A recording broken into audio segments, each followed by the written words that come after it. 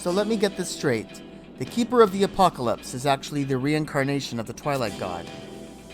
And we're going to have to fight him. This is not turning out like I wanted it to. Celtius is gone. He left Mavopolis. Moblins don't know anything. But my friends, they believe he will return, so they continue to dig. They will show him the way to the crystal. I see. But considering their previous sections, I think it would be a wise idea to keep a watch on them. Who knows what they might try next? If they were to find a way to the 5th Mother Crystal before we do, the consequences could be immeasurable. The Moblins, my friends, wouldn't. Master Sid, we have neither the time nor resources to engage the Moblins. Currently, we must face the problem before us, Bahamut and his plans to destroy mankind. If the Moblins are digging this tunnel for the boy, then chances are that he will return when they are finished.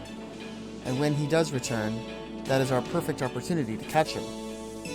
That's true, but think of the implications. A path to the 5th crystal will be opened. Alright, first we wait for everyone else to get back. There are still quite a few things Prish needs to clear up. I myself am going to need a little more time to finish my work. Your work? What are you up to, old man? Would you like to know? I'm making my wings. According to some inside information, I just happened to stumble across Bahamut.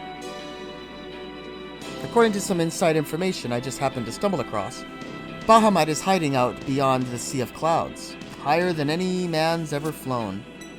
If I tried to take my baby CID up there in her current state, she'd be torn to pieces in the turbulence. No, there's a few more things I've got to teach her before we have our date in the heavens. Excellent. When do you think she will be ready? Hold your heroes there, Lavrance. I'm working as fast as I can. I have some of the best craftsmen in Vanadale on the project.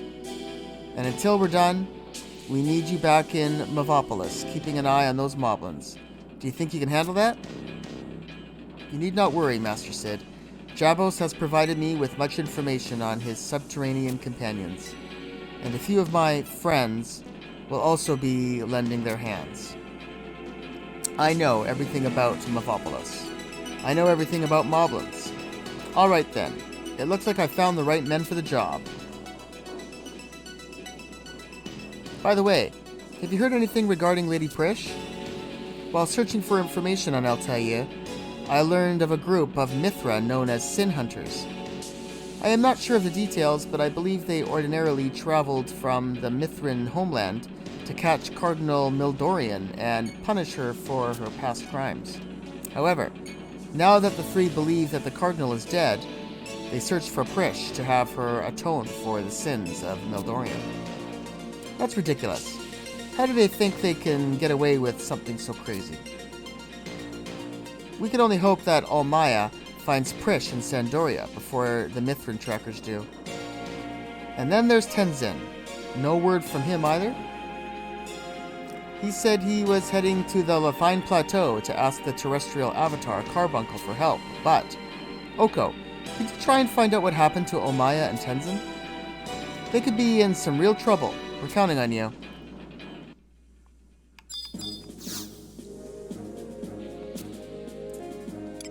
We'll find Celtius. Tenzin. He said something about going to ask assistance of Carbuncle. Alright, so that's where we're head next then. We'll do Tenzin's branch. We'll head to the Lafine Plateau, and we're going to be going to that area where we... Yeah, where we summoned Carbuncle for the first time. So I'll meet you guys there.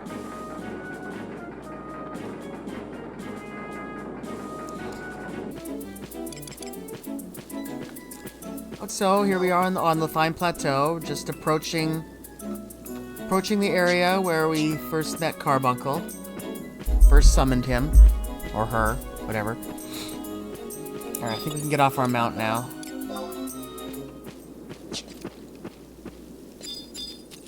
So let's go right to the center. Activate. Activate a cutscene. A moment, Oko.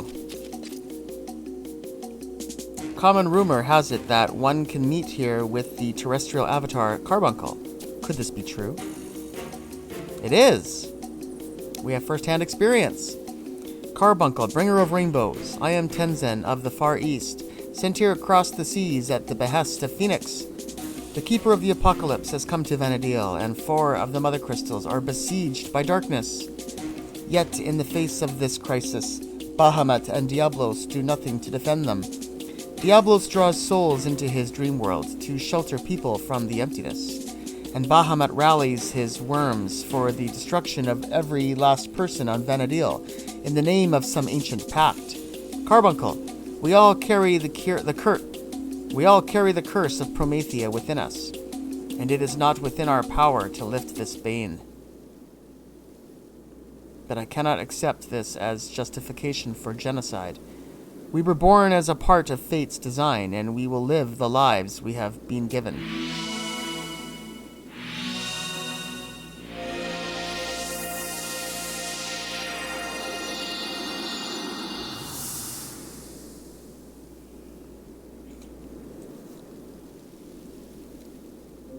You who have brought the soul of Phoenix across the waves, and you who carries the blessings of the Mother Crystal. You have finally come into contact with the will of Promethea. I knew that even should the past be ground into dust, there would come a time when people would uncover the truth. No matter how tightly sealed, as long as it exists alongside the Mother Crystal, Promethea's will shall one day awaken. That is why I have come to guide you to the power of the slumbering gods. As many people as possible must possess this strength to prevent the awakening of the Twilight God. The slumbering gods? You speak of the great avatars that dream away their existence in every corner of Vana'diel? I sense that Phoenix does not approve of my actions. He who tries to save the world and he who tries to save mankind, Bahamut and Diablos, would also surely oppose me if they knew of my plans. Every time the power of the avatars is granted to a person, it hastens the awakening of the sleeping gods. If the siphoning of energy continues, the boundaries of the crystal world they protect will shatter, and their true forms will manifest upon the world of Vana'diel. And then a furious battle will ensue between the terrestrial avatars and the newly awakened gods. But I believe that this is the only option remaining to prevent Promethea's rebirth. The awakening of Promethea draws near. With the Keeper of the Apocalypse now among us, all that remains is for the gates of paradise to be opened. I don't understand. Has not the pursuit for the gates of paradise all been the result of Promethea's curse? If so, then everything has been for the purpose of awakening the Twilight God. Carbuncle, destroying his minion ourselves is the only way to save the children of Altana. I beg of you to lend us the strength we need. Please tell us where to find the Keeper of the Apocalypse. You shine so brightly, I know that guiding light well. It is the light standing at your side, merging with your own, that so fills you with hope. I will grant you my assistance. You will help us? 30 years ago, I sensed the birth of the Keeper of the Apocalypse. After a number of years, the presence faded, and I can no longer sense its location. However, the fiery bird of resurrection will continue to lead your steps on this journey. And that is why I will lend my strength to Phoenix's diminished soul. You have our thanks, bringer of rainbows. I am delirious with joy at your words. Do not rejoice just yet, Tenzin. The energy I will share with Phoenix does not exist here. It can be found in the city built by the Kulu on the outskirts of the Xylartian capital, a place known as Soja. The power we granted the Kulu in ancient times should still be sealed within that city. Oko, venture deep within the ruins and open Carbuncle's gate.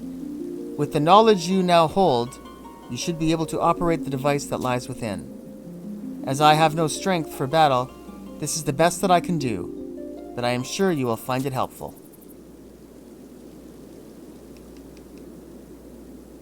Carbuncle, we are in your debt. Oko, This is the first terrestrial avatar to aid us in our cause. For the others, it will be welcome news indeed. But first we must secure the energy that is sealed within the ruins of Soja. Let us rendezvous before the gate of Carbuncle. So, we're heading back to Soja once again. I'll meet you guys there.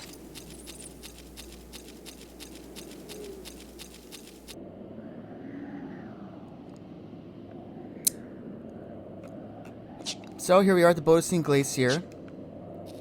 This is the entrance that we want to take to get to Soja this time.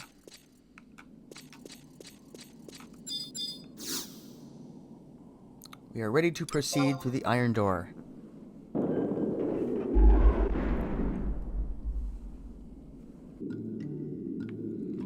Back here again. At a different location, though. Let's take a look at the map for the part. As you can see, there are 16 square rooms that all sort of connect together that lead to a middle room. It's sort of how this works. That's the round circular room in the middle. Let's put together a party. We definitely want Tenzin.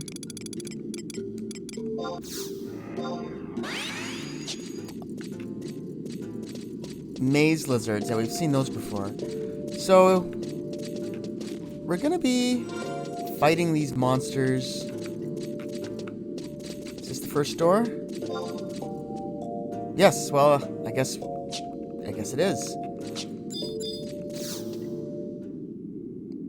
So here we are. So these are going to be spawning a lot. Gargoyles. Yeah, so we're going to fight a lot of these, but that's all right.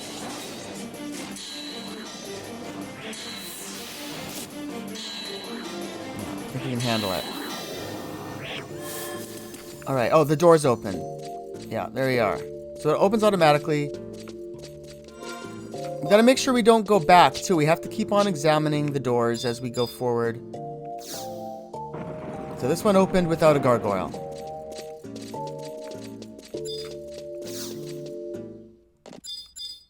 So it's sort of random. Alright, so let's just fight some gargoyles.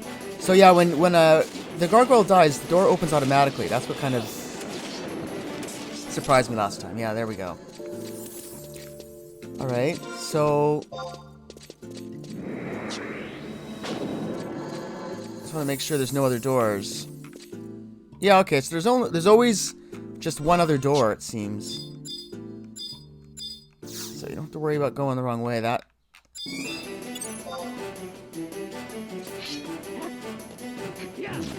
like the colors on these. I'm surprised they didn't actually make a gargoyle, like a creepy demon kind of thing. They just used that animation again. Oh, this is neat. So let's get a little preview. So we're trying to head to the middle there. The elevator platform thing in the middle. So we're in a new area now where there's blubber eyes. Where's my trusts? What's going on? Where did my trusts go?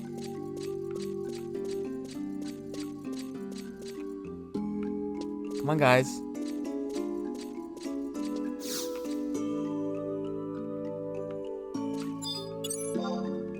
I gotta get my trusts to follow me, so I think I'll...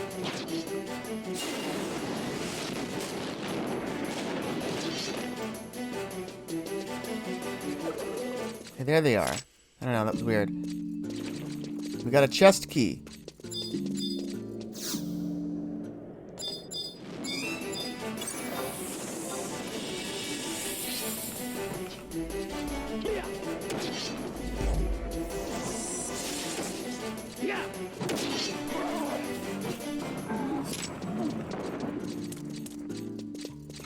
What's that?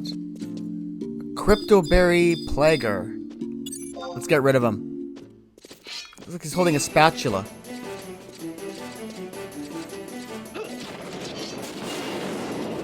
Tonberry. Oh, it's a... yeah.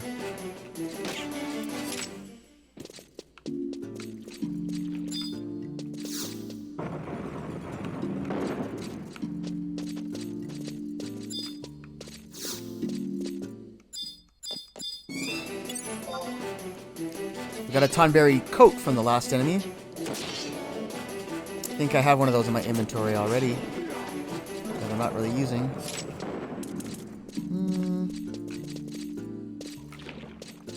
Where are we exactly? Oh, we're only halfway through. Yeah, I'm just gonna start going quickly as I can here. I'm gonna skip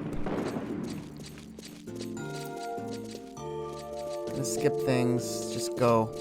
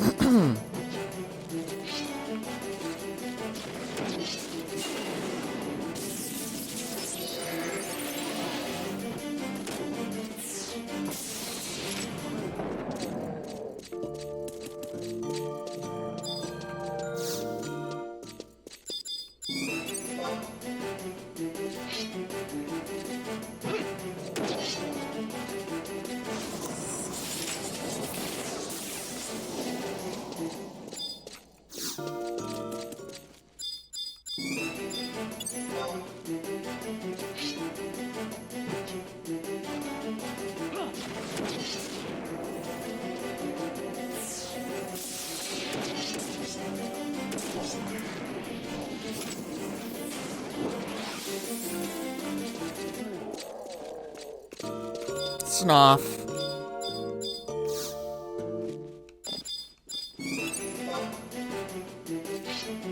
Oh, a snow. Oh, is it snuff or snow? I can't. I think it is snuff.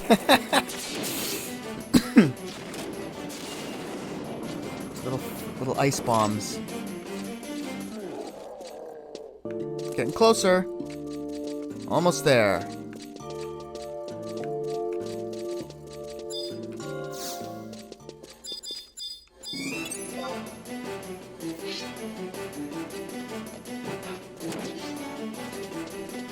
Yeah, this is the last little 4 rooms. We just gotta go around. Yeah. Whoops. I hate when it does that. Oh, come on. I like the ones where the door just opens. We don't get enough of those.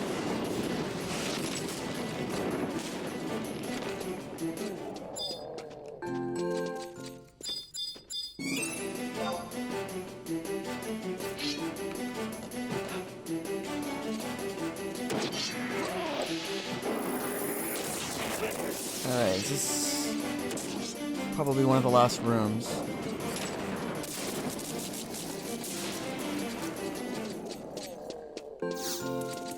Ah!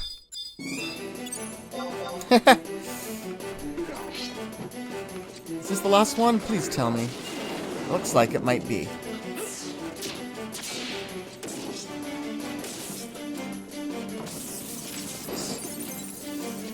Yeah, the monsters and the trusts can move through those doors freely, even when they're closed. Okay, so here we are at the platform. I think we just wait for it to arrive, right? Yeah, it'll come. Here we go. Everybody on? Now we want to go down.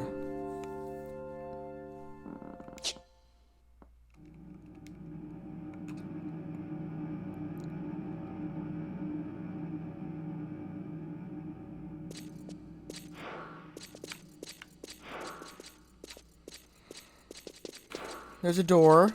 Oh, what's this? An ice elemental. You don't really need ice, but... Sure. I guess we could use some extra ice. Or something. Ice crystals.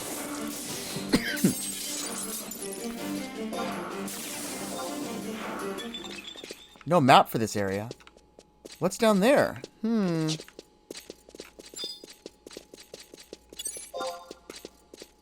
Dynamite Stalker. Gross. Ugh. Okay, so there's 2 ways to go. There's a door and a hallway behind us.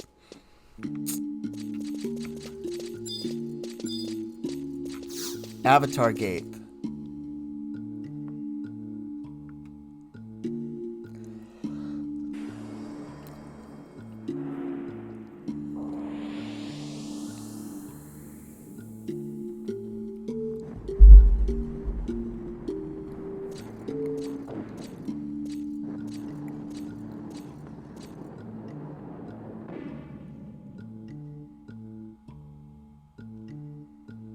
So, this is the device which will provide us with the power of Carbuncle. Let us begin, Oko.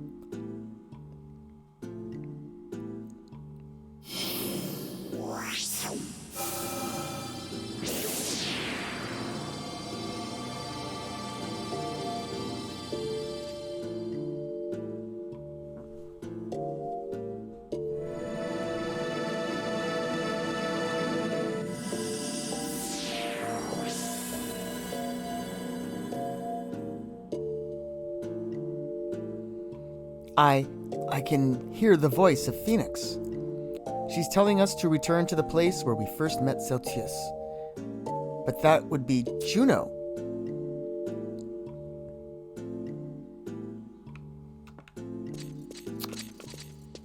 Juno, so... Whoa. Okay, I guess that's it.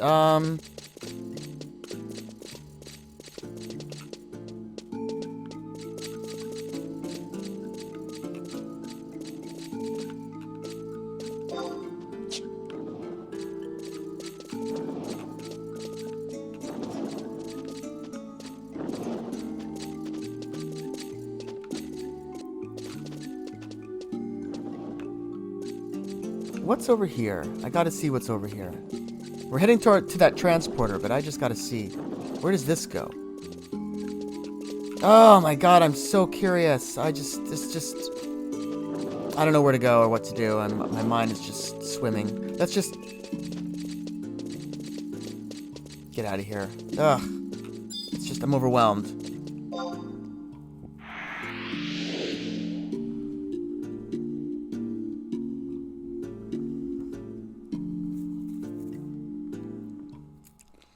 That took us out. I guess we're heading back to Juno now. So we're pretty close to there here at the Bosidine Glacier. So I'll see you guys in Juno.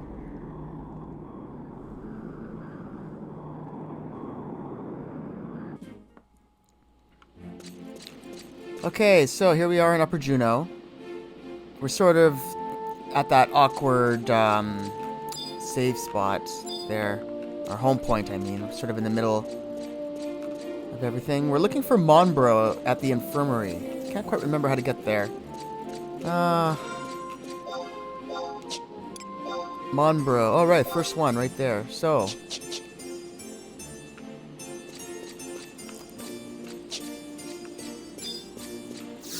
No, that's not it.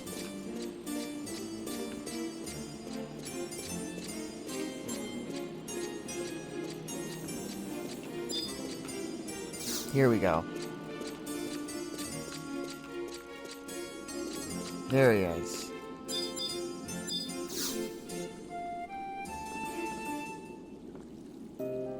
Oko, it seems as if you have experienced a trying ordeal in the Northlands. I have attempted to gather information from the Dusselgard. However, none are willing, or should I say allowed, to speak of the matter, though the fear in their eyes tells much. And that is not all. Recently, there have been unsettling rumors that the end of the world is near. Those rumors also say that the young patient that I treated, the girl who had her amulet stolen, is connected with all this in some manner. I have even heard that the Dusselgard has a warrant out for her arrest. Preposterous. Lady Prish is simply being used. The true criminal is that boy. Why, if it is not... I apologize for my sudden entrance, Doctor. Oko, something terrible is underway. I have come from the Grand Duke Palace, where I heard of the Duchy's ridiculous plan. Juno has begun to mobilize the Dusselgard in preparation for an attack on Bahamut. Yes, Bahamut has threatened Vanadil with the promise of apocalypse. However, he is still one of the terrestrial avatars bound to protect our world. There must be some way to persuade the conqueror of the skies, and that is why I requested to accompany the commander of this operation, Lady Eschentarl. Unfortunately, the commander was not one to listen to reason. She is convinced that it would be futile to try and communicate with Bahamut, and the only way to save the people of Vanadil is to attack the Worm King and his minions before they attack our cities. Excuse me, sir. I am not sure if I fully comprehend what you are trying to say. Bahamut is trying to launch an attack on the four nations? That cannot be true.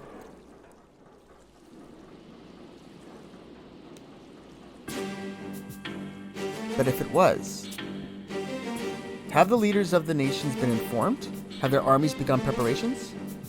Unfortunately, Sandoria, Bastok, and Windurst more than likely remain oblivious to the situation at hand. And even if they did know, they would have no means of mounting a counterattack. Bahamut is known as the conqueror of the skies for a reason. The power he and his minions possess is beyond anything we could imagine. The power to control time and space. Control time and space? The moment he and his minions were to arrive above our cities would be the moment of our defeat. We would have no choice but to accept annihilation. But I feel there is still a way. Lady Eschentarl mentioned that Bahamut is currently building up the energy necessary for teleporting his fellow worms to the location of attack. If we could reach Bahamut before he has stored enough power, we may be able to persuade him not to begin the ambush of Vanadil. Persuade him? The end of the world is right before us, and you want to sit down and chat with the bringer of the destruction? Exactly. With the Phoenix Blade and Oko by my side, I am positive that I can convince Bahamut to spare the lives of those on this world. But to succeed, I require your assistance, Doctor. I need to know where that boy was first discovered.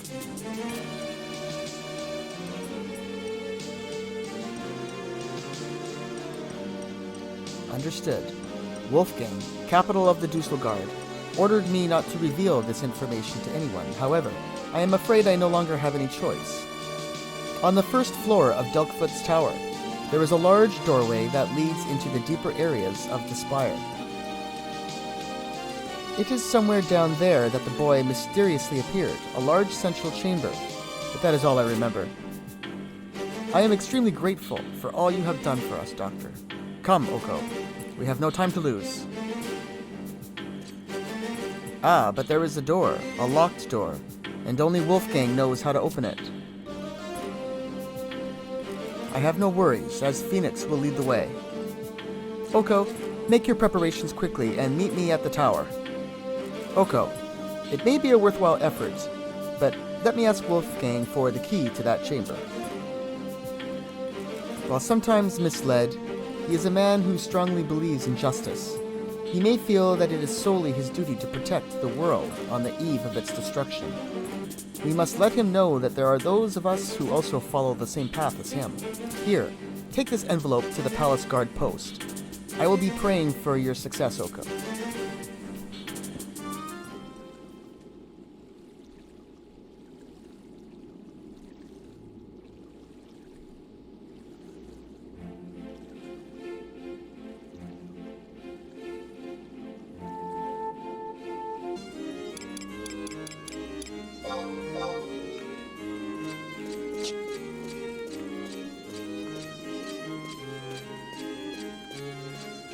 We're in the Dussel guard area. Let's talk to Fermo Ciel. What is this? You say you have business with the captain? Ah, Oko, I was looking for you. Eschentarl Duke Vicarius would like to hear your account of what transpired in the Northlands.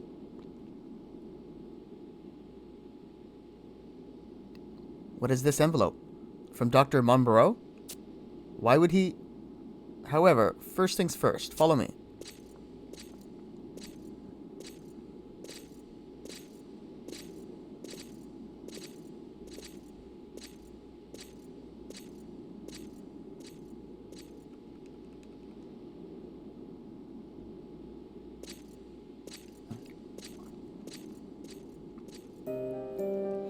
Ah, welcome back, adventurer. I see that you were unsuccessful in protecting the fourth crystal. And now it is looking more and more like you are the one who is leading the boy. Relax, adventurer. I am not blaming you for anything. Neg Malada kept the secret of the amulet to himself. It is his foolishness that acted as a catalyst for what occurred in the Northlands. And now that we know the true identity of the boy, there is no reason to further suspect your nation's involvement. I apologize for not trusting you. However, now we must put aside our misunderstandings and unite to save our world from being destroyed. Will you help us protect the Mother Crystals? Yes. Oko. In the presence of the fourth crystal, I have learned that a strange occurrence took place. Is it true that the girl you took with you actually helped Celtius and thwarted the plans of our Nagmalata?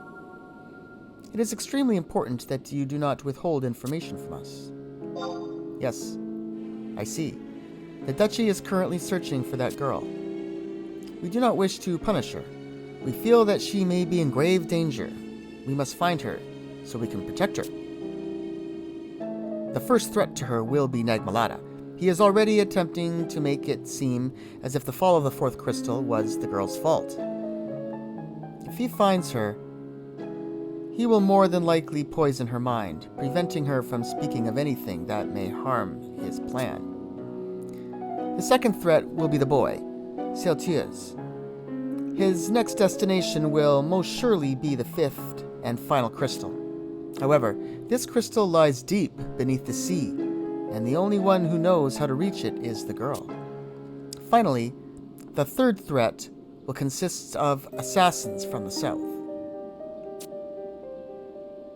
You may have already heard the rumors of the Mithrin sin hunters who have crossed the southern seas to try the theologians of Tavnasia. These hunters will not give up until they have punished all those they seek. And that is why we need your help, Oko. If you find the girl, bring her here. No harm will be brought to her. I swear on the name of the goddess. Lady Eschentarl. There he is.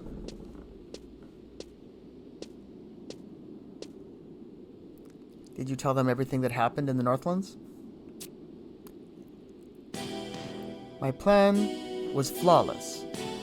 If it wasn't for that despicable girl, Presh, I would have captured Celtius and this whole ordeal would be solved.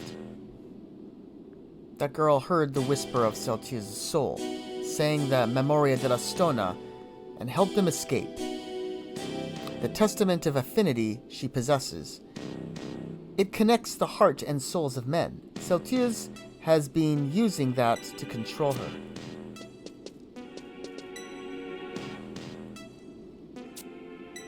But now we have the chance to find out his true intentions.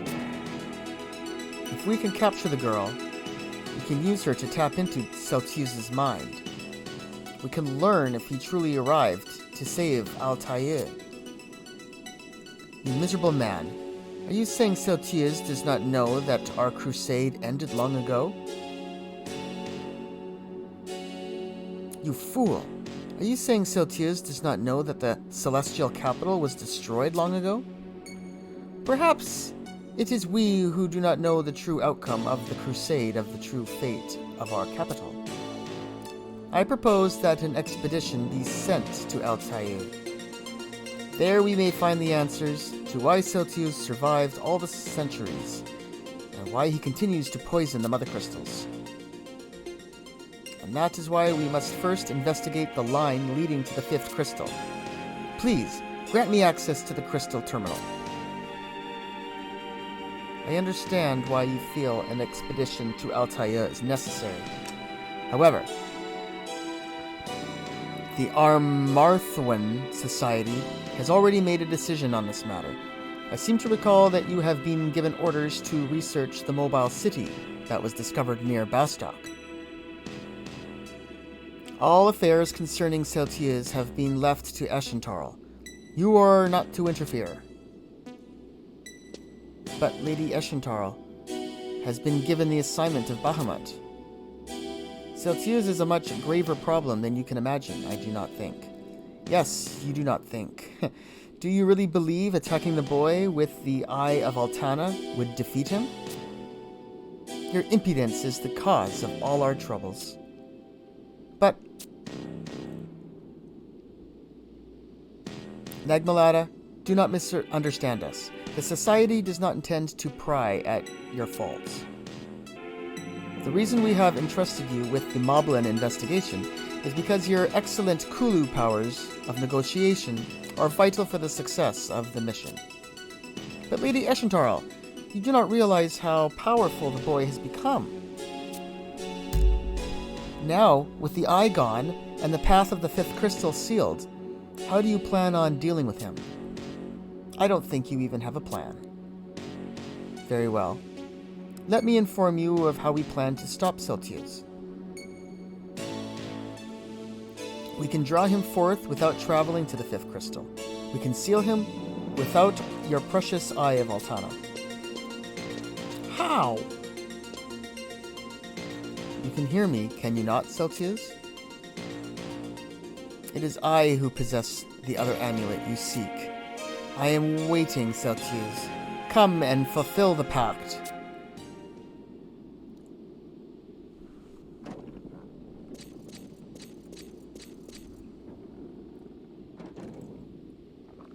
Here, take this envelope back to the doctor.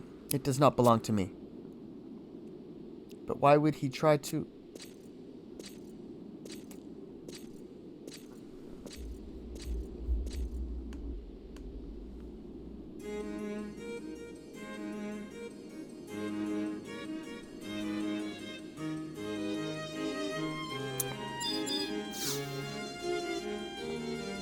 While the Juno Armada is making preparations for battle, it remains the duty of the Ducal Guard to ensure the safety of the citizens of Juno. Is this a man or a woman?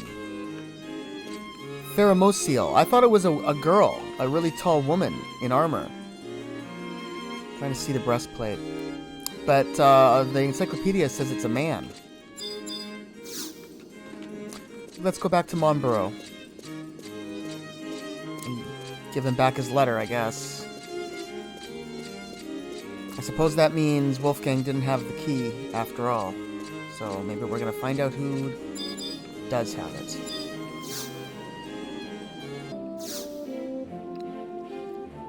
I see by his reaction that Wolfgang understood the meaning of the map. Where should you go? Haha, that's a secret, Oko. Though if you think hard enough, I feel you will come to understand. Huh? Alright, well... I don't like games, so you know what? I guess I'm just gonna go out for a little walk.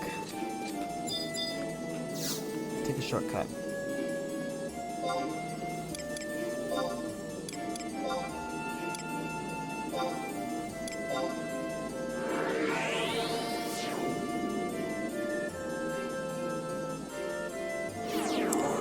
Alright, well, it's time to blow off a little steam, so let's go for a little walk.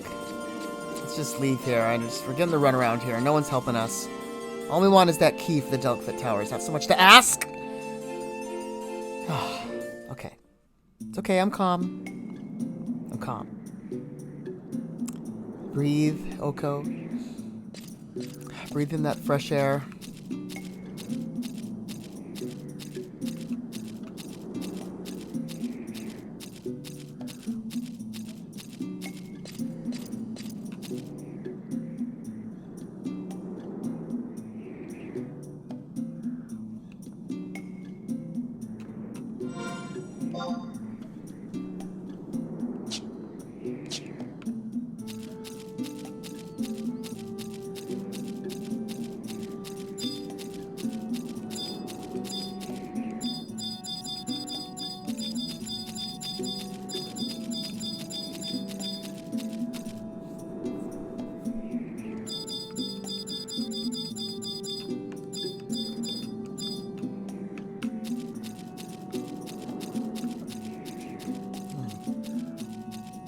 Right behind the wall, there's a little something hidden here.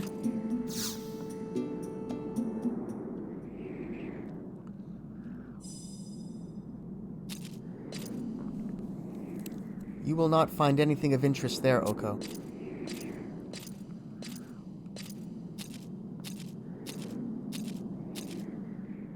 This place. A long time ago in Juneau, there were these two boys, the best of friends, always sticking their noses into places they did not belong, fighting, getting into trouble. One day the boys found a shard of blue glass. There was nothing special about it. It was probably just a broken bottle from one of the local pubs. However, to those boys, it was a fabulous treasure. Looking through that glass allowed the boys to see the world in a different light. It made the town new and exciting.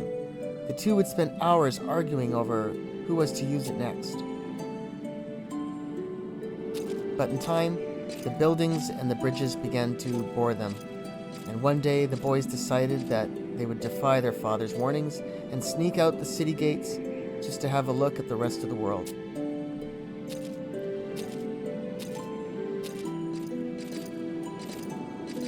For a member of the Dussel Guard, coming this far is a simple task. But for two young boys who had never ventured beyond the borders of their hometown, their little journey was a grand adventure. And on that journey, they brought their treasure.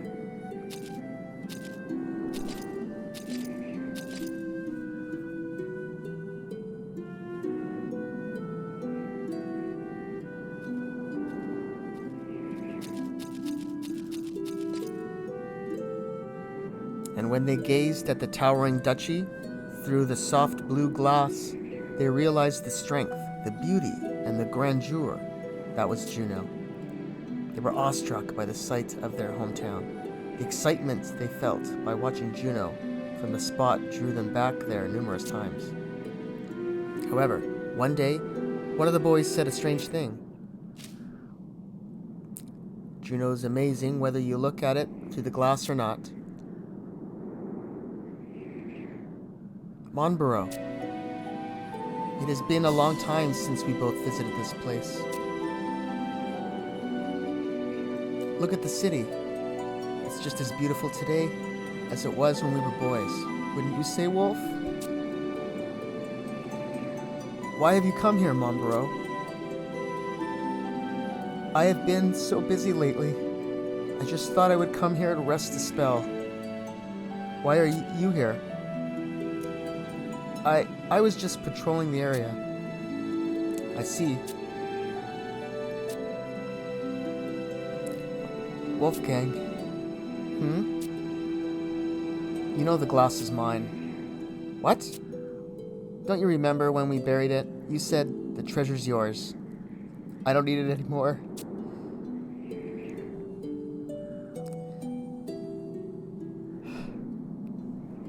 I never said such a thing. Where's your proof? Do you have it in writing, huh? I don't see any signatures.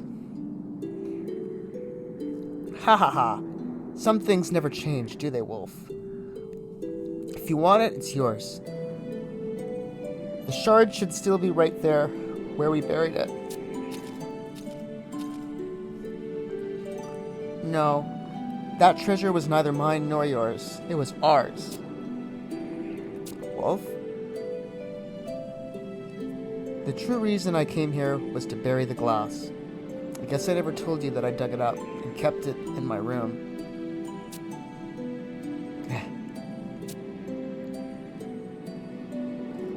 Recently, I seem to have lost sight of what I truly need to protect in this world. Recently, I seem to have lost sight of what I truly need to protect in this world. When I was a boy, staring at the duchy from this hill, I thought I had finally realized what my father was risking his life to protect. Coming here today reminded me of that. And hopefully I will never again forget. I'll be seeing you, Burrow.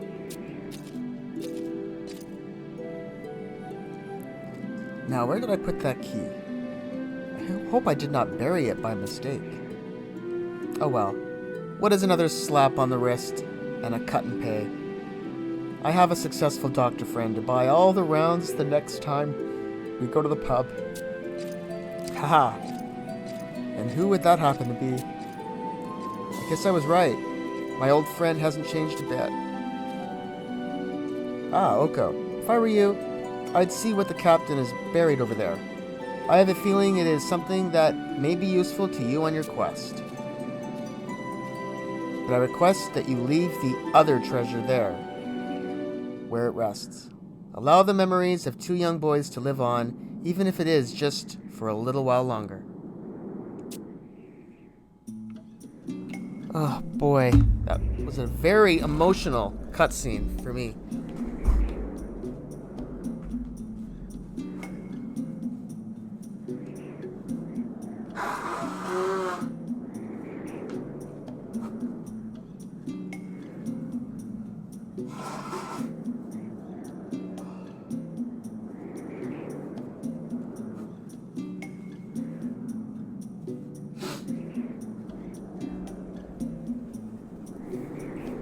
Oh boy.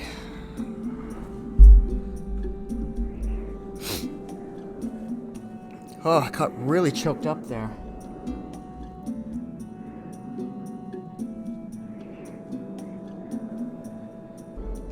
Let's check the location again to see what's buried there.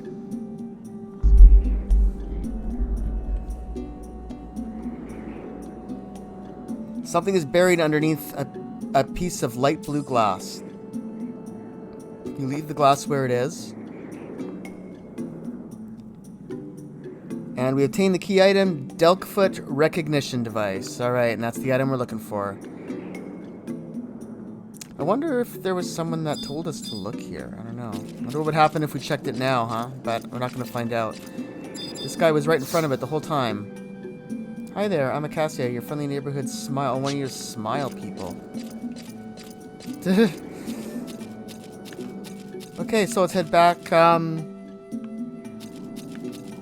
back into the city, I guess, and figure out where we're going next. So I guess we're heading to Delkfoot Tower next. So yeah, I'll probably just meet you guys there.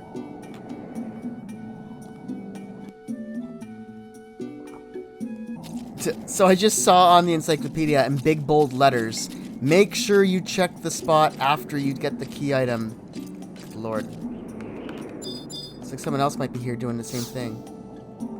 There is no glass growing here. Great.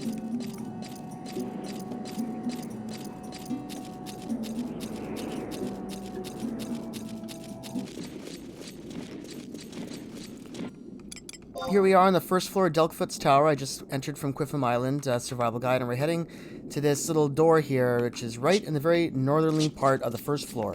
Didn't take very long to get here. Just ran right here. So we're gonna put a little party together. Here's a little door. So here's the door. This, yeah, Sermit door. That's what we want. So let's see. Let's go Tenzin as usual.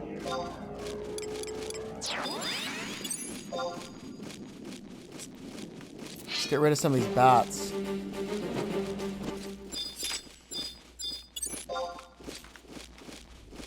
Okay, fine. He lives. Click on this door. The surroundings are calm and quiet.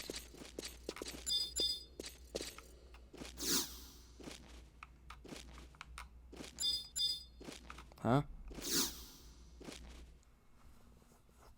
Yeah, I have it. It's here.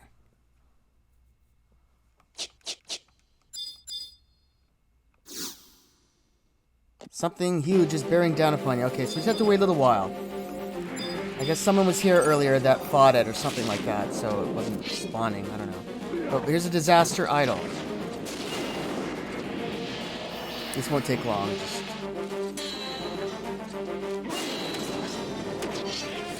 knock it down. Just like all the other golems. This one apparently uses different kinds of magic depending on what day it is. Vanadil day, that is. I guess it can cast lightning elemental spells sometimes, probably ice ones or fire. Looks like it's doing lightning kind of ones now. Okay, we took care of him. Click on this again. We get a cutscene happening, it looks like. Oko, where did you get that key?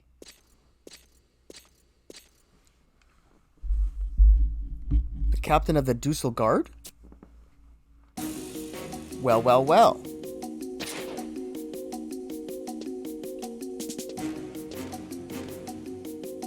Excellent timing. Great minds think alike, wouldn't you say, Oko and Tenzin? I never thought it would be you two who helped me. I, too, have some very important business on the other side of that door.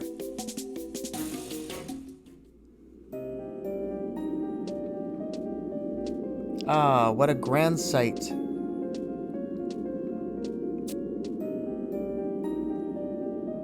The 5 mother crystals. It is this contraption that protects them as they slumber beneath Vanadil. Protects them?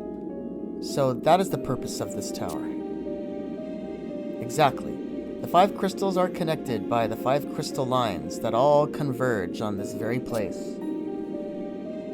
For many centuries we have monitored the lines, protected the radiance of the crystals.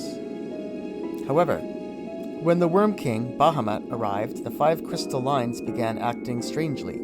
We could no longer control them. And then came Celtius. He came here? Sir Nagmalada, are you saying that the boy came here via the crystal line? Which means, by traveling back through the line, he can... Exactly, he can reach the 5th crystal. However, it is not as easy as you may think. The lines were not built as a path for men. They were built to gather the light of the mother crystals. The true reason Celtius was able to enter this place was because he was aided by a guardian of the crystals, a terrestrial avatar. A terrestrial avatar? It is all clear now. Phoenix led me to this place to show me the way to the celestial capital of Altair. Phoenix? Led you here? That is truly unfortunate. If this only had happened before Soja was reactivated. Reactivated? What do you mean by that, Nagmalada? The ruins of Soja were once the homes of my Kulu brothers and sisters. However, at the onset of the Kulu War with the Xylart, the terrestrial avatars lent us their power and helped transform the area into an impenetrable stronghold. And deep below the ruins is a device that blocks the flow of energy through the crystal line. Eshentarl has repaired that device. Repaired it? Why would she do such a thing? I no longer know what the Society is plotting. That is why I came here, to find out their true intentions. Ha ha ha ha! Are you surprised? I guess that to you, we ancients, Kulu and Xylart, are all the same. However, that could not be further from the truth. The Xylart were blessed with the ability to subliminally communicate with all those around them. They possessed the whisper of the soul. It was the ability that made the bonds between them unbreakable. However, there were those who were born without the whisper. The Kulu, my people, were destined from birth to sit outside the bonds of the Xylartian community. But we bystanders were able to ascertain the truth, and it was this that helped us survive the Crusades of 10,000 years ago. The Xylart, the terrestrial avatars, Celtius, once again, their sins will deface Vanadil and undermine her children. That is terrible. If you know of such a battle brewing, why do you not attempt to stop it? Why must we fight the avatars? Such a battle would be meaningless. Our true enemies are the emptiness and the evil boy that is spreading it. Ha! Is that what you have to say? Tenzin, when are you going to stop being led around on a leash like a measly dog? When are you going to see what the terrestrial avatars really want? Listen, I told you this once before. Celtius is nothing but a traitor. 10,000 years ago, he prevented the Xylart from obtaining what they desired. Now, he is simply attempting the same thing. The records stored in this crystal line observation equipment have shown me the reason why Celtius travels to the mother crystals. By touching the shards, he is able to drain their light, their power. The crystal's power?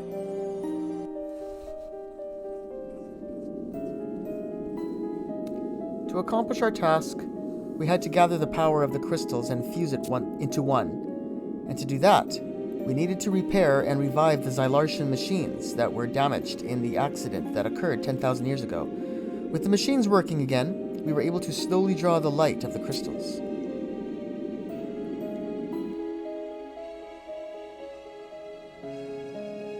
When he realized he could not single-handedly take on the whole nation of Juno.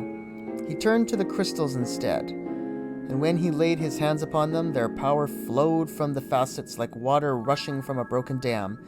This sudden loss of power resulted in a disruption in the space surrounding the crystals. Without the life-giving light of the crystals shining upon it, the space became overwhelmed with darkness, with emptiness.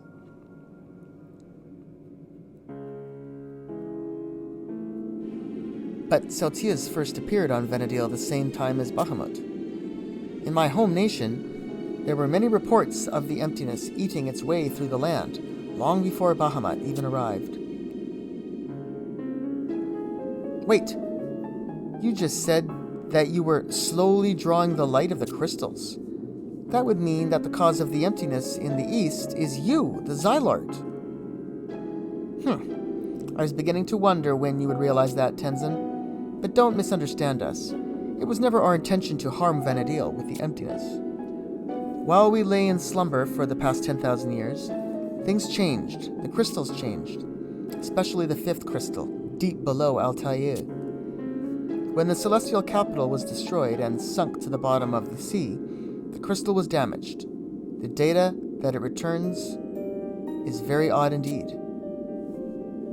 However, you need not worry. Once the Gate of the Gods is opened, the crystals will return to their former state. And once they do, the emptiness will disappear in the crystal's radiance, and the Xylart will have accomplished their dreams. Only the wretched terrestrial avatars stand in our way. That is enough. Before I slice you in two, I will give you the opportunity to recall the words of Diablos. Wake up! You are all bound like marionettes by the chains of Promethea. When the gates of paradise open, our world will be no more. But with an end always comes a new beginning. Tenzin, have you asked your precious phoenix what exactly happens when our world is no more? What do you mean? Yes, the world we live in now is nothing but an illusion. Compared to paradise, Venedil is a cesspool, festering with pain and suffering, lost hopes and dreams. Strict values waver in the winds of uncertainty, while you pilfer your precious time struggling to recognize the truths that peer back at you through the darkness. You are inclined to search aimlessly for hints of who you truly are, though you rarely discover them. And it is this failure that ultimately forces you to tread a vague path through your miserable lives. Even confessions of the soul result in disagreement and inconsistency, thrusting your pitiful masses into utter chaos. It is this chaos that breeds evil, and evil that propels you into justifying deeds of malevolence to maintain your false sense of purity. You were born into this world, and this is the only world you know. That is why you fear its end. You fear it and you fight it. The terrestrial avatars recognize this characteristic of your people and have used it to their advantage. Why? Have you ever wondered why the terrestrial avatars are named so? It is because they too were born of Venedil. If Venedil returns to paradise, they will be nothing but mere animals. But you people are nothing but puppets, your strings tied to the fingers of the terrestrial avatars, destined to a life of slavery. Why not open your eyes to the truth?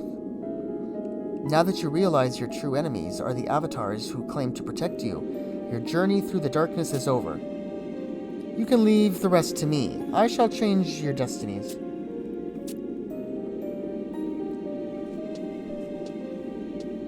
The light Celtius has gathered from the mother crystals.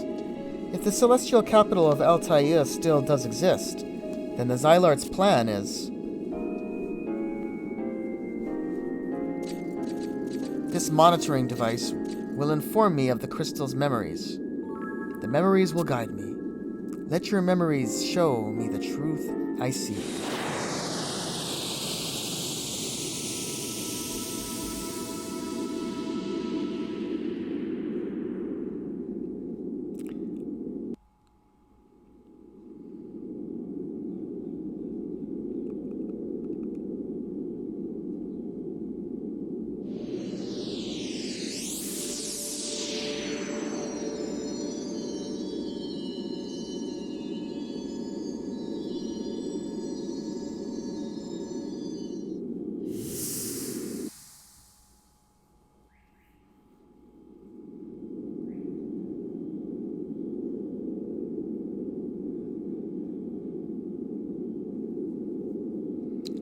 Arrgh.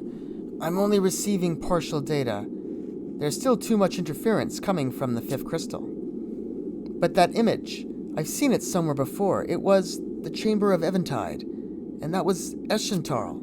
Yes, it's all clear now.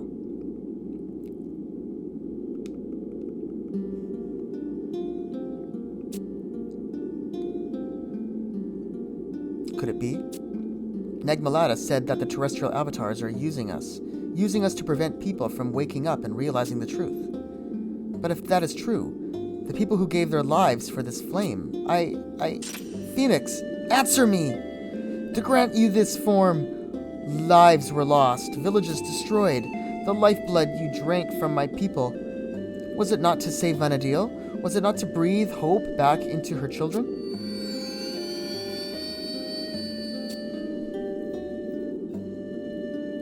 And once again, you tell me to visit Fenrir. Where? The southern tower of Soja? Is that all? We shall see what truths the final avatar presents us with. We shall see if we are simply being made fools of.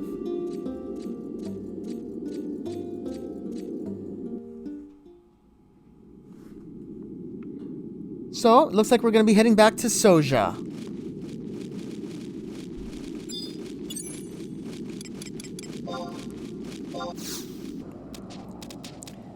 We're at the southern part of Battaglia Downs, and it's the southernmost tower. So let's enter a new part of Soja. So this is similar to the other one with the gargoyles. We're basically coming in here. We're going to have to go through a bunch of little rooms to get to eventually an elevator.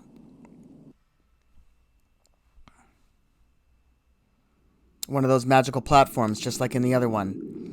So the gimmick with this area is that a bunch of the doors are fake, and you can kind of sort of pass through them.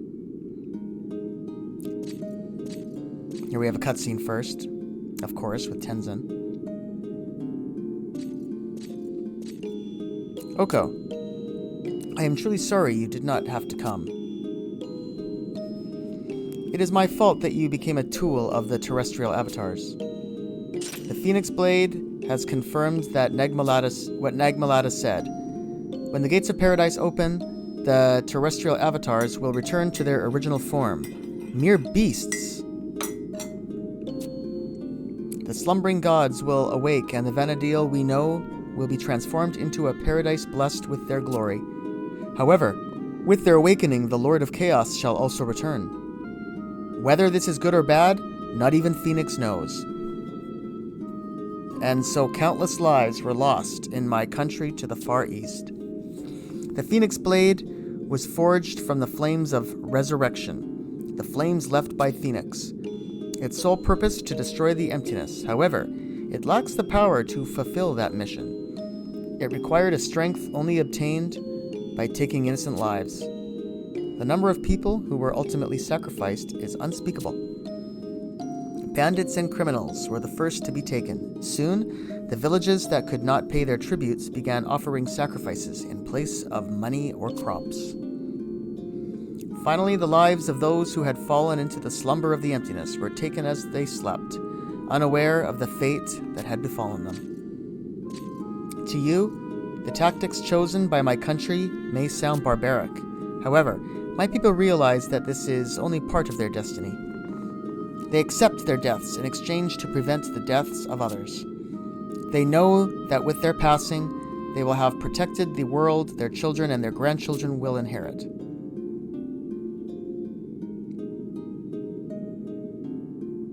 Oko, my country has entrusted me with a great task, and I am here to fulfill it. One aspect of that task is to protect the Phoenix Blade with my life.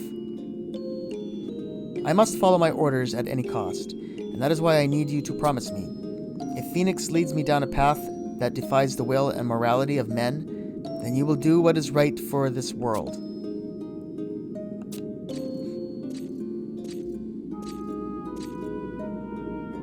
Now I must continue, Oko. It is said that deep within this tower, the power of Fenrir sleeps, and one can speak with the Avatar if his power is released. I can only pray my spirit remains as strong as yours.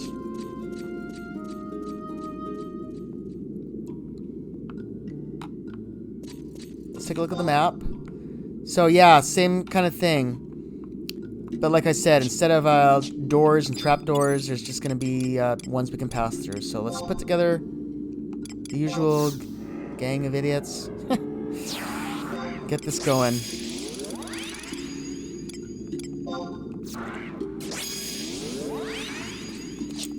Okay, I've also been advised that it's advisable to sneak and invisible.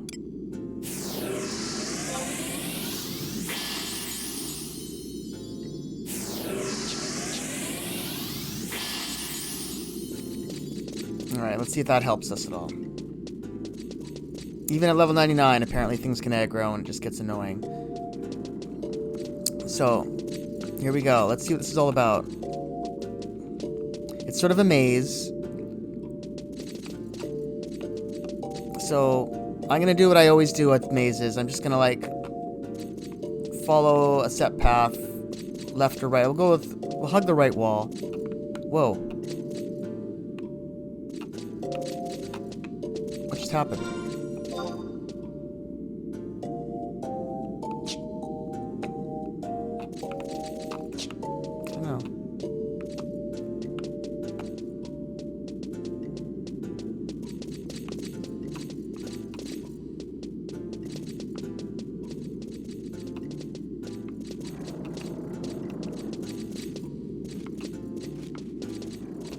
Oh my god, the camera moves around. Yeah, I saw a warning about this. Why does it do that?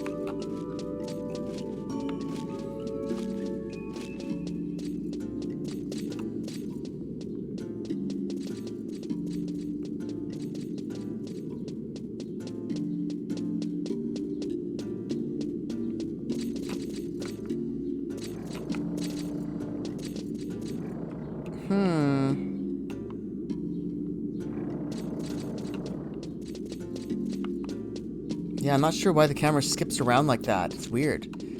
Yeah, there's a little note on the wiki or the encyclopedia that says it is best to do this in first person. So I might have to do that, but let's just keep going. I don't even know if we're even getting anywhere.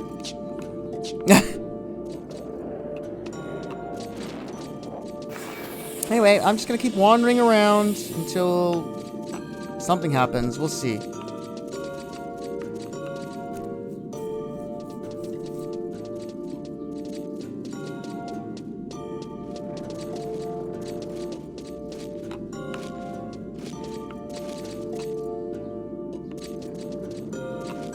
Yeah, there might be some hidden walls that we're supposed to be passing through. Yeah, I'm not using a map right now or a guide or anything. I just thought I would just come in here and explore. I mean, it's probably a bad idea. But we'll see.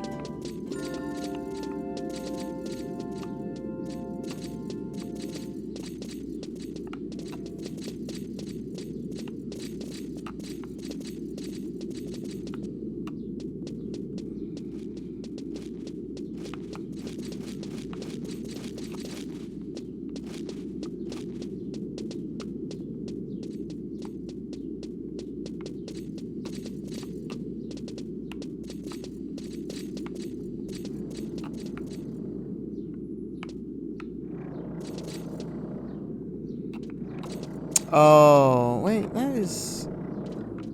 I'm confused. I am so confused. We're back at the entrance. So, I'm not quite sure what was happening there. So maybe, I don't know.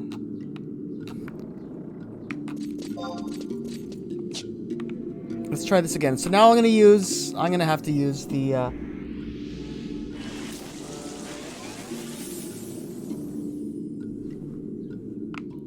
Let's see here.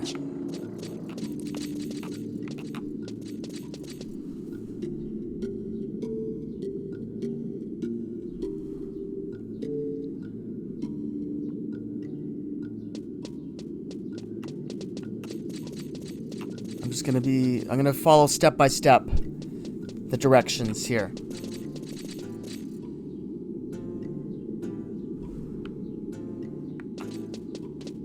So we'll be relying on our compass a lot here.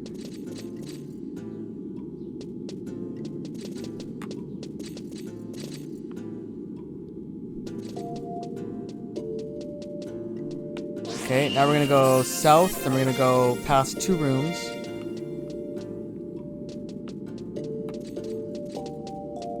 Make sure we're always going south. There, see, it just did a weird flipperoo.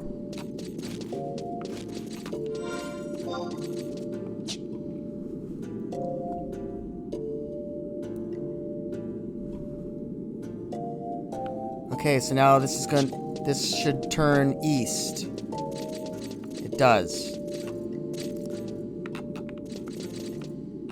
Okay. Okay, so now we're going to go through both rooms here.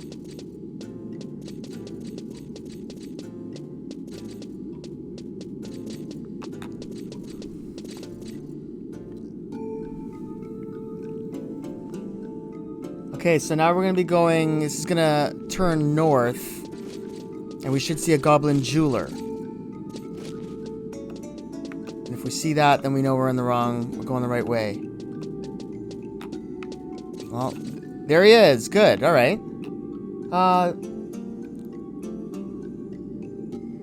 Now we want to go west. So this is where we diverge paths. So we're gonna go west. So now there's a hole here. We're gonna drop down this hole. Okay. Now we want to go south.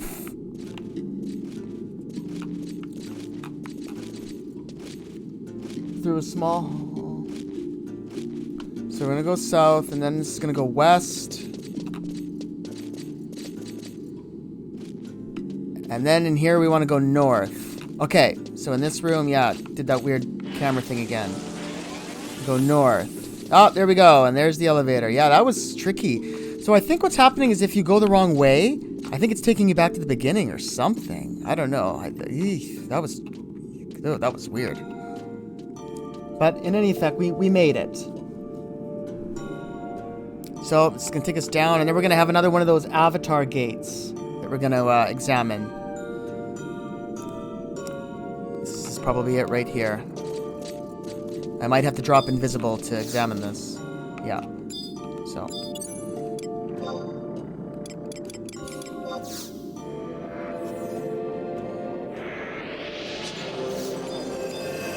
Alright, here we go.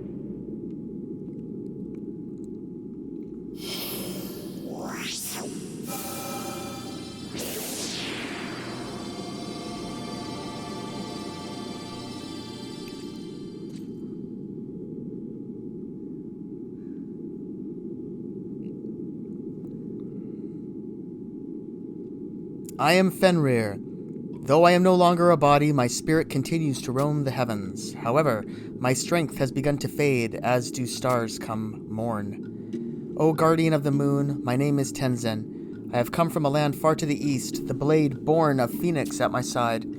Great misfortune has befallen Vanadil. The 4 mother crystals have lost their power and were overtaken by the emptiness. Vanadil trembles at the arrival of the Keeper of the Apocalypse. To save our world, we require your strength and your wisdom. Can you offer us your assistance? So you still choose the path, to live and die with the children of the dawn, the path of the terrestrial avatars, the path of the people. I apologize, but I do not quite understand what you are trying to tell us. The memories of 10,000 years ago, they will guide you. Witness the vows of ancient times, the decisions made before I fade into the morning sky.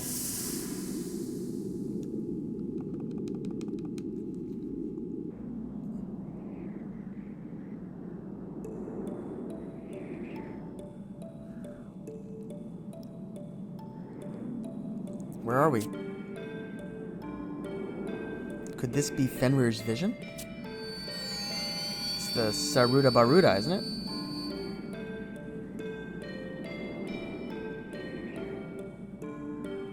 If we are truly witnessing civilization's past, then those fighting Fenrir are our ancestors. Listen carefully, people of Vana'diel. Though you have accepted twilight, you still choose to remain in this world. You did not heed our warnings, and now the light of the crystals has begun to fade. Chaos is upon you. There is nothing more we can do for you. We no longer have time for idle chatter. If you wish to remain as you are, leave this place immediately. There is still time before the pact between the terrestrial avatars and Celtius is fulfilled. Go, live your lives, until the flames of your souls have flickered out. Wait! Our future is not yet decided. We have come to request of you a new destiny. A new destiny? I shall repeat myself one last time. Your destinies have been recorded in the pages of the universe. The answer given by the Mother Crystals becomes truth. The memories of the crystal have been uttered. These words cannot be changed. Yes, we understand. As time passes, the life force that dwells within us all becomes tainted. Darkness is born. And then comes one who harbors the darkness, the keeper of the apocalypse, and he will lead us into the twilight. This destiny is not decided by you and cannot be changed, using even the divination power of the stars or moon. It is a given. However, I traveled to my homeland and I spoke with the dying Celtius, and he told me if the keeper of the apocalypse is defeated, then the pact with the terrestrial avatars could be broken. You are correct. But you can only succeed by first breaking the chains that bind your people. With Celtius gone, who is there left with that strength, the courage, to accomplish the daunting task? Who is there left to bear forth an answer to an answerless riddle? I am left. I have found the answer. Celtius told me what he was trying to accomplish because he wished for me to continue in his footsteps. It cannot be. You are the one who escaped from the curse of the emptiness. Even my readings could not predict this crossing of destinies. You who have broken free from the circle of life, you may be able to watch over the destinies of mankind until the end arrives. But when it does, when the keeper of the apocalypse rises up, you will be powerless.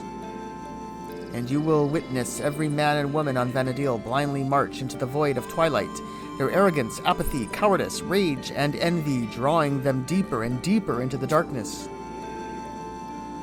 Yes, however, there is still hope. The life force of man is strong. They will persevere along the river of time until an answer is found. Fenrir, guardian of the moon, we await your divination. Tell us the fated era. Tell us the fated land. If we know only when and where the keeper of the apocalypse will rise forth, we will find a way to defeat him. Mankind will find a way. The fated era, the fated land. The hardships that accompany the destiny you so desire to bear are beyond any you could even imagine. However, this may be the only true form of retribution for your past sins. Are you ready to take upon your back the destiny of all mankind? Let the moon reading begin. Then I am not one to stand in your way. Let the moon reading begin.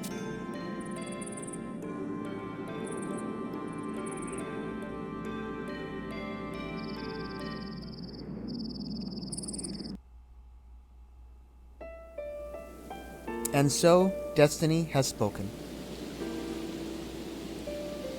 After 10,000 years of sleep, The Keeper of the Apocalypse will rise once again.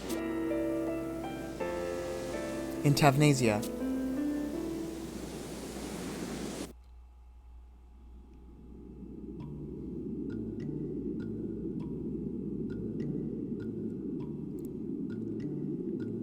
Oko, could Fenrir's words be the truth, or simply some form of trickery? After 10,000 years of sleep, the Keeper of the Apocalypse will rise again in Tavnasia. 10,000 years have passed. Tavnasia, the abhorrent one, but I must return to Bastok and speak with Lady Omaya immediately. That's where we're gonna head. Let's look around a little bit, I guess. Creepy spiders and urns. A goblin veterinarian? Okay. Let me guess, there's no map for this. Yeah, no map for any of the areas that have, Wow, that veterinarian is actually following us.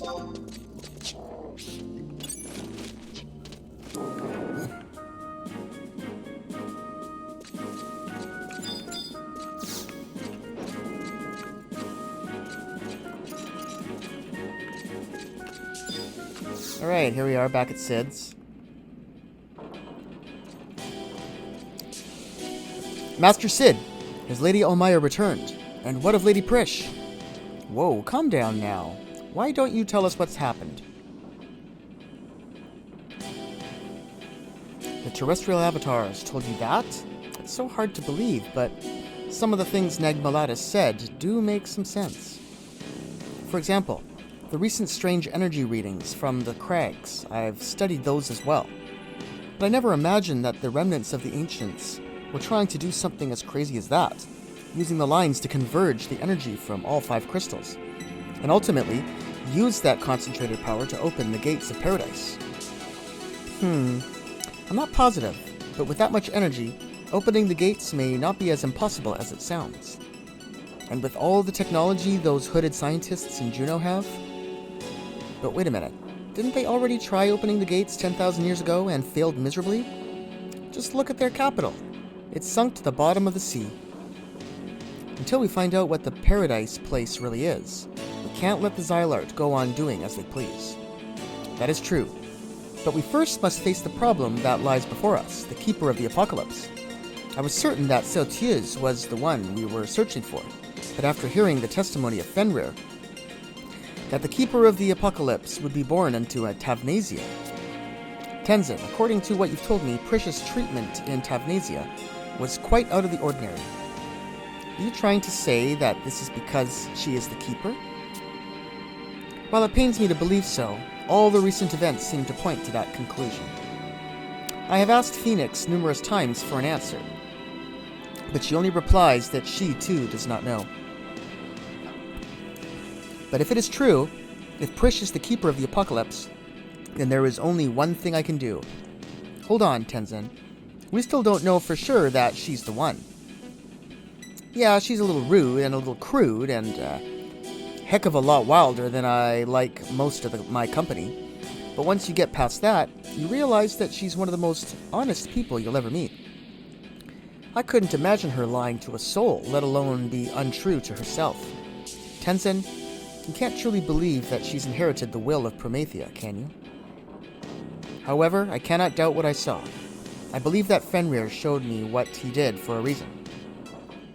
It is the sole wish of the terrestrial avatars to keep the gates of paradise closed. Anyone who attempts to open the gates will undoubtedly become their enemy. Perhaps the will of Promethea remains dormant within Lady Prish. Perhaps she simply has not realized that she carries the seed of Twilight. Well, there's one way to find out, and that's finding Prish. You can decide what to do then, even if that involves... We do have some good news for you, though, Tenzin. It sounds like Lovrance was able to find Celtius. On top of that, we also may have found a way to get to the 5th Mother Crystal under the North Sea. You have what? If you want the details, you should go talk to Lovrance yourself. Rebat, would you tell Tenzin where he can find his companions?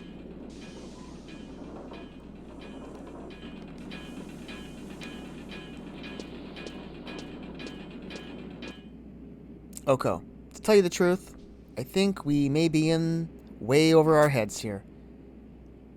Up until now, whether it be for science or justice, I've never thought too deeply about what I was getting into. I just took the ball and ran with it as fast as I could. But this time a little voice in the back of my head is telling me that I should be careful. I don't know. Maybe I'm just getting old. It's those ancients that you keep talking about. If they're rooted firmly in Juno, there may not be anything we can do to pull them out. Fighting worms and beastmen is bad enough. I shudder to think what would happen if the Duchy's army was thrown into the mix. There's something else that has been bothering me. This far eastern country that Tenzin has supposedly traveled from. Even the pirates of Norg know little about it. How do we know if we can really trust them? Who speaks the truth and who peddles lies? It is becoming harder and harder to tell. I see a storm brewing in our horizon. If we don't take care, our ship may sink, and everything we have fought for up to now may be lost. If you really want to save your nation and its people, you have to be strong. See things with your own eyes. Make decisions with your own heart. Don't be fooled by those with ulterior motives. Oh, sorry about that. Oko, I didn't mean to sound like a father scolding his son.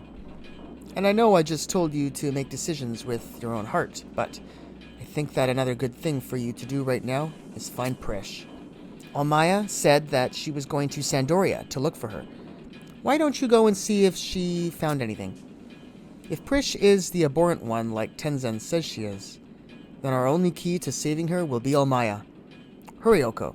I don't think that we have much more time. We have to get to Prish before...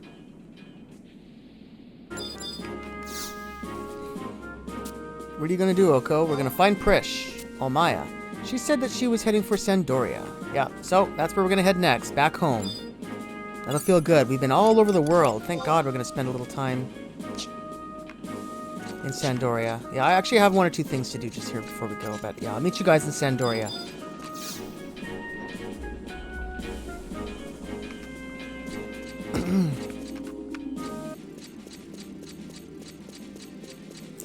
So here we are at Southern Sandoria. We're heading towards the mansion that's sort of in the area where the Leather Craft Guild is.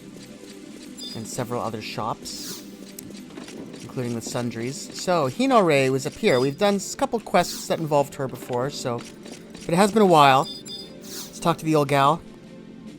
Ah, you are the adventurer that stopped by before. Did you happen to find Prish? I see. I heard from Amaya about what has transpired. It is distressing to hear that Prish is ill, as she is involved in all this. And now Amaya says that she is missing and that the Junoan government has issued a warrant for her capture. Oko, you are acquainted with Prish, are you not? Though I met her only once long ago, I cannot believe that she could do the things that Dichi is accusing her of. It may simply be a needless worry, but there is one thing that troubles me. When Cardinal Mildorian brought her disciple, Prish, to our residence, my husband told me to watch out for her. When I asked why, he said that her birth was a great misfortune, and that in due time she would commit a great crime against Vanadil and her children. This was her destiny. And that was all he would say. Oh, do not worry, Oko. I have abandoned all self-interests and pledged my services to the Dawn Goddess. I do not care whether or not one has committed crimes in the past.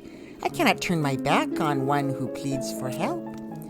I have offered my assistance to Almaya in her time of need. I have also suggested that she stay here. Please, would you be so kind as to relay an important message to her? Moments ago, a high priest from the cathedral, Chasalvige, stopped by. He asked to speak with Almaya. I believe she is somewhere near the port. I would be extremely grateful if you would find her and tell her to visit the cathedral.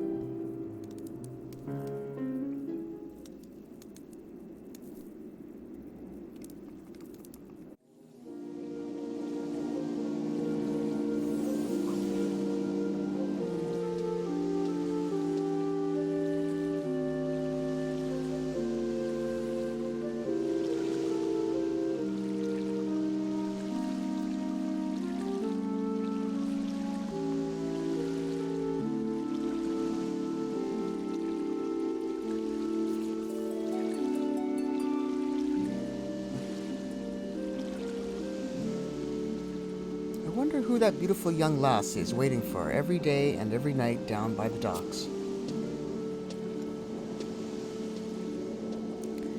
I dare you to go down there and ask her name. You think you can handle that? You've got to be joking. We're still on duty, though I do get off in 3 hours.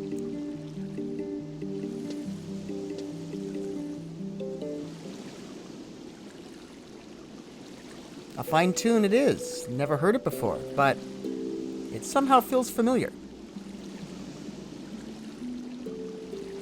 I never thought I'd live to hear that melody again. Brings back memories, it does.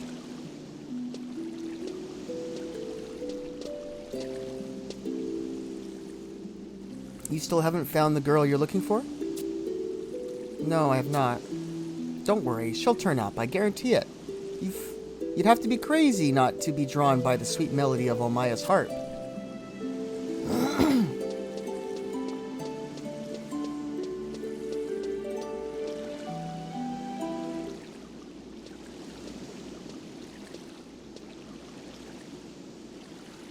Hey, music lady. You wouldn't happen to be looking for somebody, would you? Ah, yes I am. I am searching for a young girl. Her hair is light blue, and she is dressed in the theologian gowns of the Tavnasian Cathedral. Blue hair? Theologian gowns? Sounds a lot like the girl that the guys up in Juneau are looking for.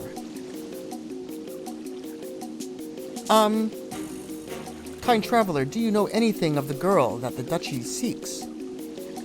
Yeah, well, it just happens to be that I'm looking for the same girl. Now, whether that girl is the same girl you're looking for, I don't know. I do not mean to pry, but has Juneau hired you to find the girl they are searching for? Does it look like I work for the duchy? If that's what you want to believe, go right ahead. You Elven are all the same, only seeing what you want to see. Hey, did you know that, along with the girls, there's another warrant out for the capture of some strange boy? How much do you want to bet that those two are together? I do not know. But if the girl you and I are searching for is the same person, I can tell you this. She is not one to run. Huh? Catching mice is what we Mithra live for. But it's turning out to look like this job is going to be a little different. Oh well, I don't have time to play 2 games of cat and mouse, so I guess I'll just concentrate on the boy. Wait! What do you know of the boy? Haha, music lady. You should be careful about what you ask. The answer might just bite you back. If the girl you are looking for is the same one I'm seeking, then we'll meet again. If you still want to know the answer to your question, then I guess it wouldn't hurt to tell you. Until next time.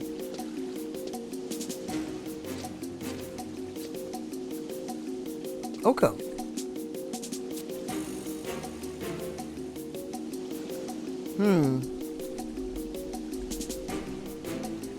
You alright?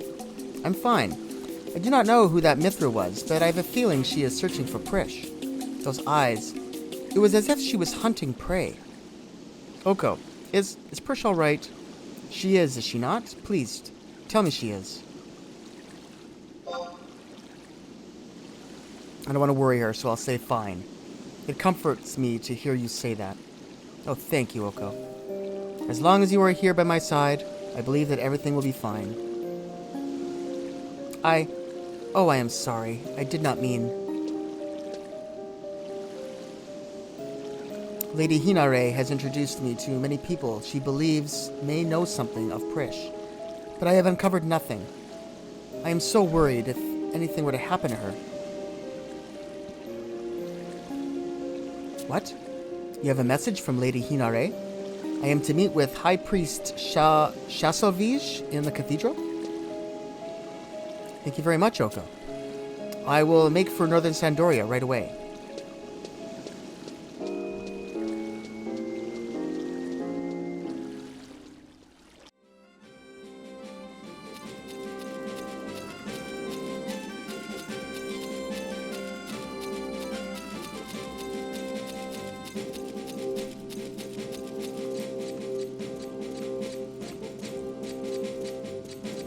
Okay, here we are at the cathedral.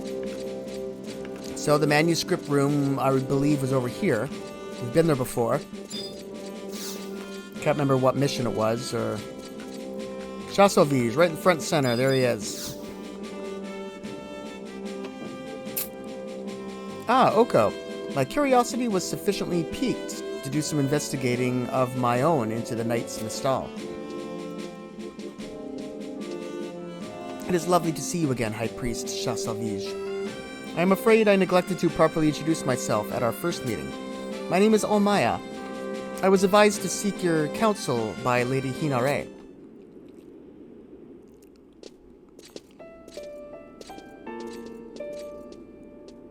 Now I understand.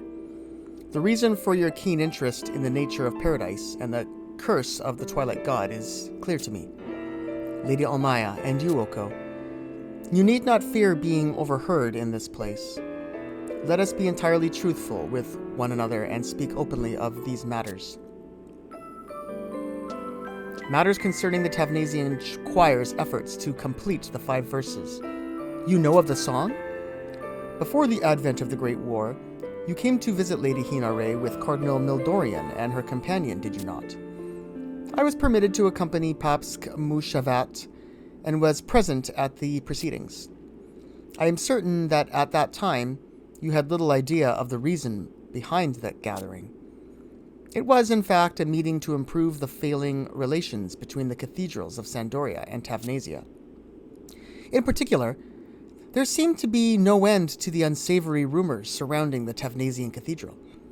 This was perhaps due to the strict policy of secrecy the Tavnasians had adopted following the period of internecine conflict in Sandoria.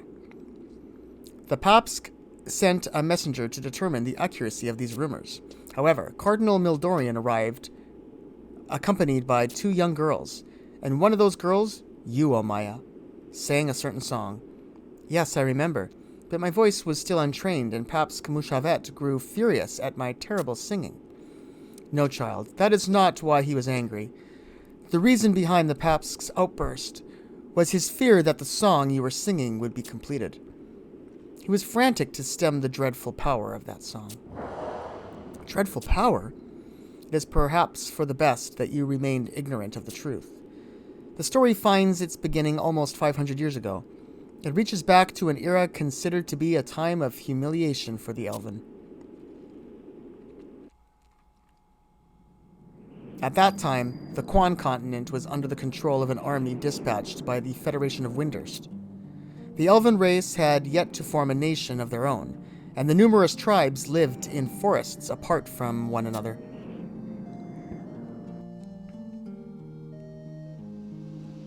But even as now, the blood of the Elven ran deep with pride. Swearing victory upon his sword, the hero Lanfour d'Orgueil came forth to lead our people to freedom. Along with General Alphalon Tajot, he was later to become the Marquis of Tavnasia. They founded the kingdom on the strength of 2 valuable artifacts. However, after the battle to emancipate the Elven, both of these treasures were lost. In their respective places, in the cathedrals of Sandoria and Tavnasia, 2 mysterious stone tablets were left behind. We toiled long and hard to solve the riddles of the tablets, and were finally able to retrieve one of the objects in the age of King Ramper, the Holy Sword Lightbringer. In spite of this success, the Tavnasian cathedral refused to reveal the contents of the second tablet. A secret investigation instigated by the Sandorian cathedral discovered the writings upon the stone were actually the verses of a song. Yes, you know this song only too well. It was the Lay of the Immortals. It was a song that would conclude with the manifestation of a deity. A song to call the gods? I never knew. The Tavnasian cathedral had deciphered the words, but the melody yet eluded them. The search for one who could perform the song was apparently long and arduous. However, when you appeared and were able to sing the opening verse, the song showed its first promise of power. But I was told the lay was sung to prove that Prish was not the abhorrent one. I know this. That is why I summoned you here, to explain the truth behind these matters. I have learned from Lady Hinare that a knight is searching for Cardinal Mildorian, under the orders from the Sandorian Cathedral. From what I could discover, he has traveled to the Northlands to learn more about the Twilight God.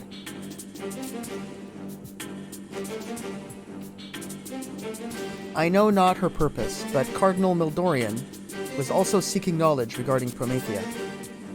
Cardinal Mildorian? Please heed my words. Never forget the significance of that song, or your own worth as one who holds knowledge of its mysteries. If the Cardinal discovers that you still live, Lady Almaya, I implore you, find your companion and return to Tavnasia. I spoke with the researchers in Beaucedine on the matters of Sir Laurence. From what I can gather, your friend has most likely been transported to the Rhinostery in the Federation of Winders. That is good news. Thank you, High Priest Chassavige. We will continue our search in the city of Windhurst.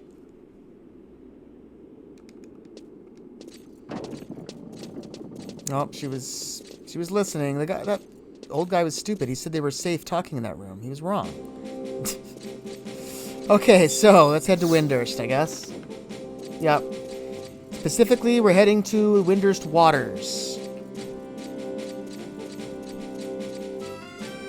So, I'll see you guys there.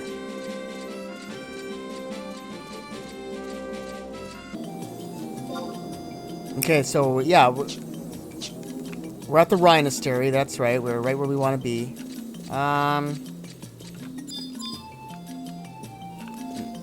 Yeah, no, we want this door, the northern one. So, we're looking for a little fellow named Keru Toto.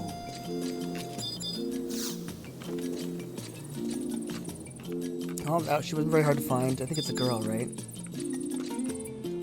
I think if it's a one-word name, it's a girl. Oh, come on.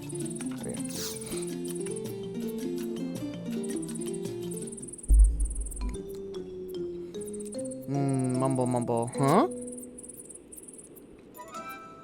Hey, I've been looking everywhere for you. You adventurer folk, Kantaru, seem to sit still. Can you imagine what it's like trying to find you? The nerve of people nowadays. Well, I haven't exactly been out searching for you. Not in the strict technical sense of the word, but you've had me so perked up, I haven't been able to properly meditate. You've heard of the Prime Avatar that inhabits the realm of dreams, right? Wipe that innocent look off your face.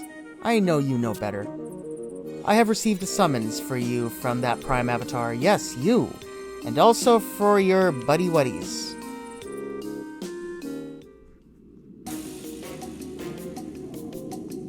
These past few days have been a night-a-roo mare, literally.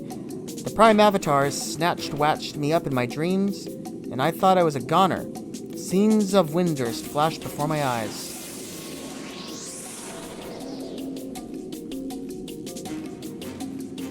But all he said was, "Come to Soja," and ordered me to relay the message to you and your palsy-walsies. Do you see what I went through all because of you?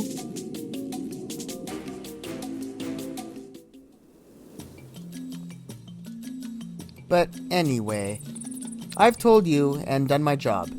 So get your tailsy-wailsy down to Soja, like Mr. Prime Avatar said. I'll never be able to meditate properly again if you don't, so off with you now. Shoo! Alright, so I have no idea why she was the one we were meant to come to talk about this, but she did give us a vial of dream incense, which I guess is something we're going to need in Soja. So it looks like we're going back to Soja. Alright, so there's one more person we want to talk to before we leave here. We want to talk to Yorin Oren. So just quickly see him, and he's in Windhurst Walls. Yeah. Yep. Alright, so we've talked to this guy before several times. Huh? What business, Ethi, do you have with me, Ethi? I'm Yorin Oren, the former Ministry Ethi of the Rhinostery. Have you been to see Ethi, the Rhinostery's biological laboratory in Windhurst Waters yet, Ethi? Well, you should. It's like Ethi, a magical botanical garden. My old rhinoceros has come to resemble a Thea botanical garden that specializes in plants, but it really is meant to be a biological laboratory. Originally, it was a biological research center that dealt to with the entire ecosystem of plants and animals. Of course, that included the roles of monsters in the system of things. For example, take that wonderful little being, the Mandragora. That's found out in Saruta Baruta. Before the Great War, they didn't exist in these parts, but their numbers have constantly increased over the last couple of decades. They got me interested in where they're originally from and how they came to arrive in Saruta Baruta. So right now, I'm thinking of carrying out a study on them. If you come across any Mandragora-related items that might assist me with my research, please bring them to me. I'll buy each and every one I can off of you.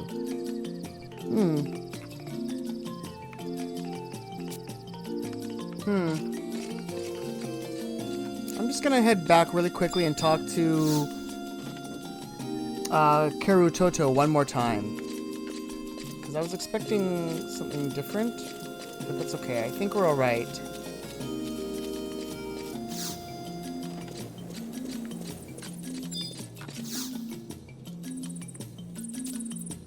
No, she just talks about Soja. Okay, so... But we're not heading to Soma. It doesn't say to go to Soja yet, which is interesting. The online encyclopedia is telling me to go somewhere else. Interesting. I better follow the online. Here we are at the Atoa Chasm. I guess I'll call trusts. Alright, let's see if this works. No, I guess not. Oh, yeah, we can. Good. Okay, so this was a really cool area that we haven't really had a lot of time to explore yet, but... So there's a bunch of hidden little passages. It's gonna be confusing. How am I gonna do this? Okay. I don't know how much of this I'm gonna show. We'll see. Basically, they're not on the map. It's one of those maps that doesn't show anything, but basically we're going to be going through a passage that takes us to this area, and then we're going to be going north. Oh, we're heading to that crystal. There, that would be perfect.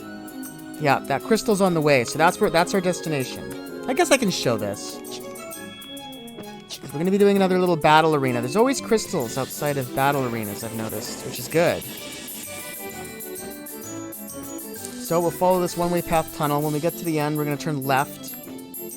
Yep, and go this way. Oh, this is so neat around here. Yeah, and then we're gonna go in here.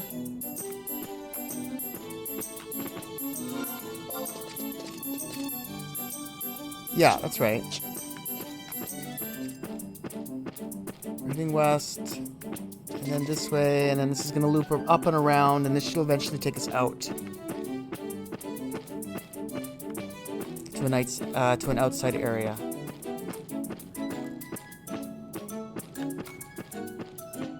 I hope.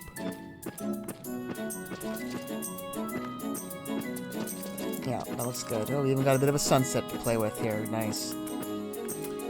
Let's just go out. Let's look at the map. So, how does this work? Can we get to these mountains? We might have to go around the outside. Yeah, I think that's probably how it's going to happen. We're gonna have to kind of creep around the outside edge.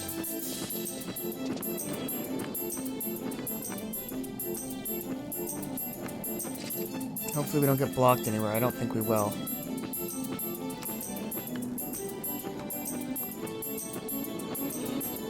Oh, I can't believe how long this part has lasted. Oh my god, this one mission in this Chains of Promethea mission is huge with these 3 paths. I mean, I can't believe it. It's just gigantic.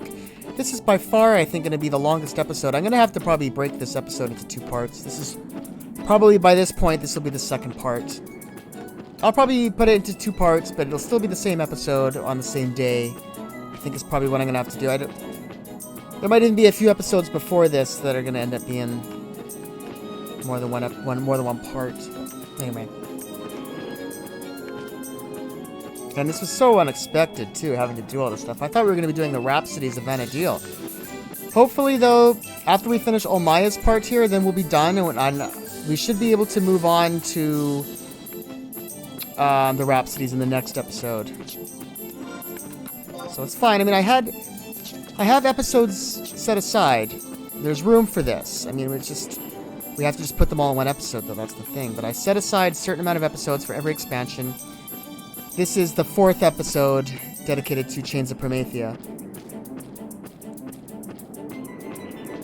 I think the 4th. But yeah, anyway, it might have been the 5th. But basically, I give 8 episodes to each expansion at least. Except for, I think, Seekers of Adolin, which only gets like 7. That's all I had room for. But we'll see. But this has got to be the biggest single section in the Chains of Promethea expansion. My god. I cannot believe how many different parts of the world we've traveled just to do this. Anyway, it's been fun though. Can't complain too much. It's been a fun journey together. So, are we getting near? Yes, we're getting very near. So, we're going to walk along here, and then there should be a cave. I'm not even going to bother turning on the mining spots, the harvesting spots. I mean, it's just, tired of those, and they don't give any good rewards. So, should be seeing a crystal pretty soon, I think.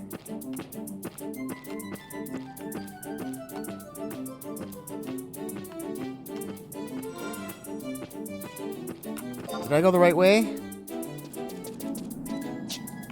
Yeah, I think so.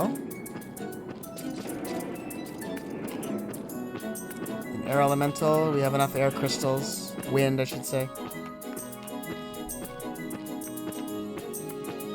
There we go! That's what I wanted to see. Alright, so yeah, we'll be hopefully exploring more of the Atoa Cavern as well. There it is. That's such a good feeling. Let's proceed forward here.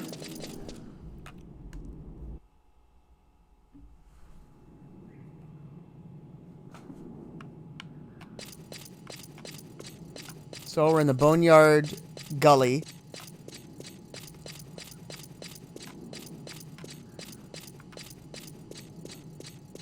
Is there a new map for this area? No, there's no map. No map.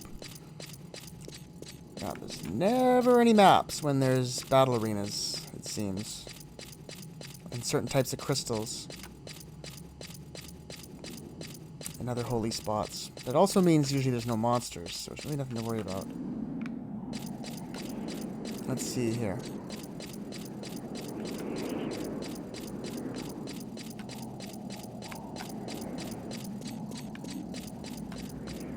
Am I going the right way? What's this? Dark Miasma.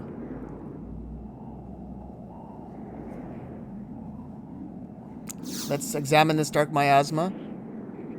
An ominous veil of pitch black gas blocks your path. Cannot go any further.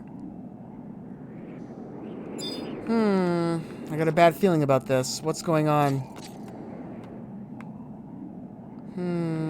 I might have missed something. Here, let's explore over here. But at least we got the save spot, so I'm not too worried. If we forgot to do something, we can go back and just quickly come back. I'm pretty sure that's where we're supposed to be, that miasma. But we're supposed to get a prompt for a battle.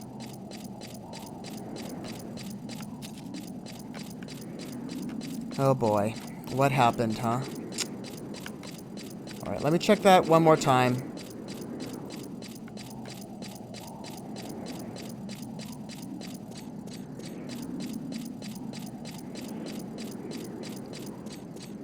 I don't see how we could have missed anything.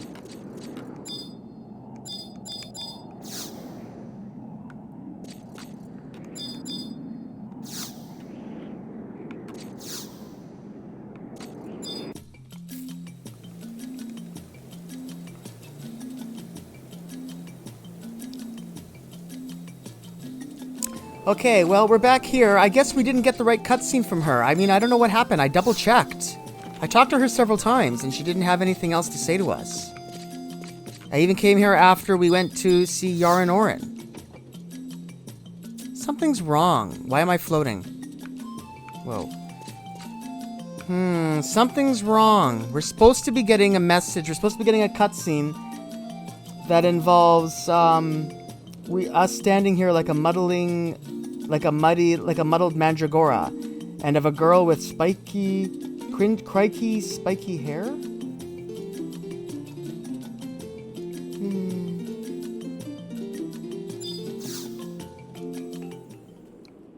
Oh, here we go. What?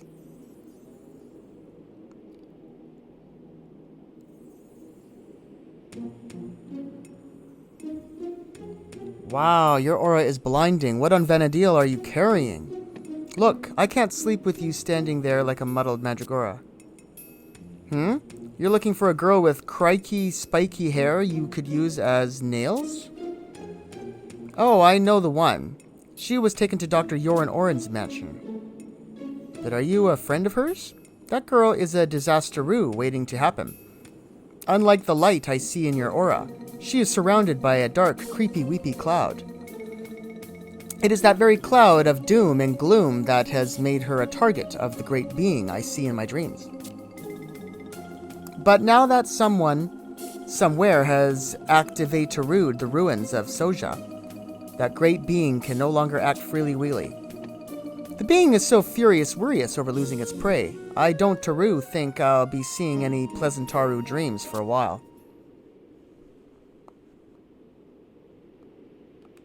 So there's the other cutscene we were looking for. It took a while to get it out of her. I had to keep talking to her. Ugh, that was kind of annoying. You're looking for the girl with crikey, spiky hair. You could use his nails. Oh, I don't know. She was taken to Dr. Yoren Oren's mansion. I told you then that that girl was a disasteroo waiting to happen, but did you listen? No. I'm just going to wash my hands of the whole thing. Okay, so now we'll go talk to Yoren Oren once again.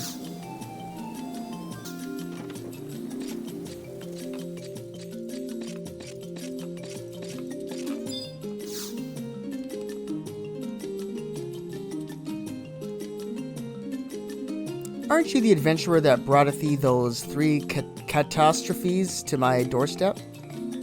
What disasters do you have thee in store for me today? I might have been caught thee off guard by past events, but this time I'm ready for you. Pardon my intrusion, but would this be the residence of the former Rhinostery minister? Oko, thank the goddess you're here. It seems you were one step ahead of me. Well, who is this enchanting thee young lady? Haha, do you think thee this would be enough to startle me silly? I'll have you know thee, I'm one of the calmest, most unshakable. Is this the residence of Dr. Yoren Oren? Is the doctor around? I am the Mithra Tracker, Shikare Y. Are you ready to meet your doom, Dr. Yoren Oren? I'm a Mithra Tracker?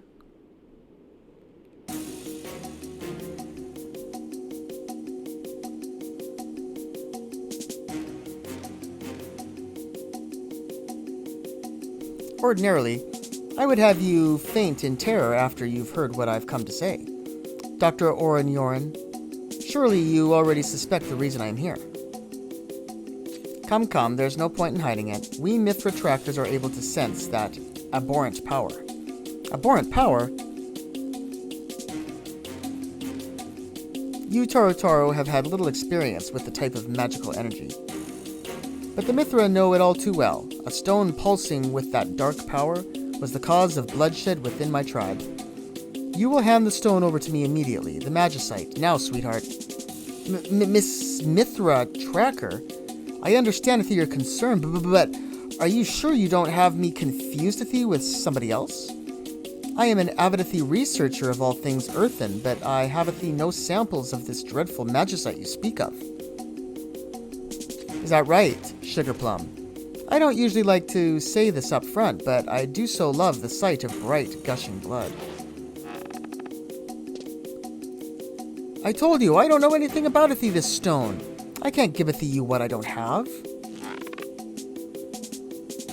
Eek! Enough of this. How dare you threaten this poor man with violence? Do you truly believe this tyrannical method will lead to any sort of justice? He swears that he does not have the magicite. If he doesn't have it, then maybe you carry the stone. Or maybe this adventurer.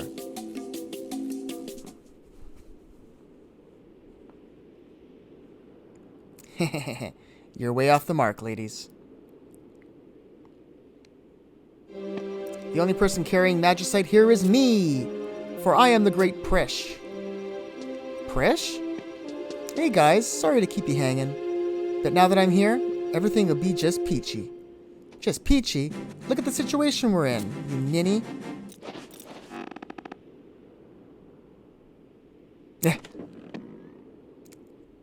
That's far enough. You kiddies play far too rough. Dr. Shantoto. Shikare why, you rabid feline. You may be Mithrin Tracker, but I'll be a Cardian's mother before I let you run amok in this city of mine. How I loathe complications. And you, Yorin Orin. Since I have the floor, I'll speak while I can. Another illegitimate child, and Elvin no less. This story's going to the press. Another illegitimate child, and Elvin no less. What? No! You've got it all wrong, Athie. Now to the heart-a-roo of the matter. Prish, show everyone the stone and end this meaningless chatter. Show them why the magicite is not yours to give. Show them why it would be impossible for you to hand over the stone and live. What does she mean? If that's what it takes, nobody blink now.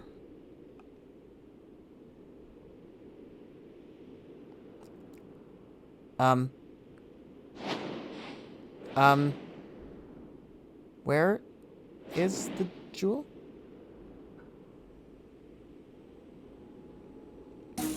How is this possible? The magicite embedded in her flesh. Apparently in one of her boobs. It's awkward. Magicite is a stone that awakens an overwhelming darkness within the possessor. The possessor eventually sheds any vestige of mortality, becoming an anathema to other living creatures. Tell me, Kitty Pie, why do you have that stone embedded within you? Why have you not become an abhorrent being feared by all? An abhorrent being, huh?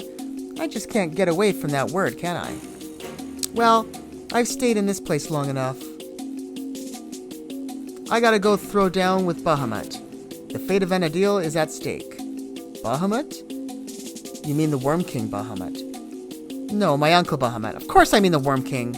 Under normal circumstances, it would be my duty as a Mithrin Tracker to gain possession of that magicite by any means necessary, even if it meant carrying it out of your hide. But why don't you accompany me to Atoa Chasm instead, honeybee? There's someone there who should know a lot about that black magicite you have. That could be fun. Prish, what are you thinking? Oh, Maya, I'm gonna go with this cat lady. She might be able to help me find the Star of Tavnasia. Prish! Oko, take care of Omaya. And thanks for your help, Docs. Docs? Why is that cursed stone in Prish's chest? And why has she decided to seek out the Star of Tavnasia after all this time? I must go to Atoa Chasm as well. Alright, and that's where we're gonna head. Well, here, I guess we should just talk to him. Just to see what he's gonna say while we're gone.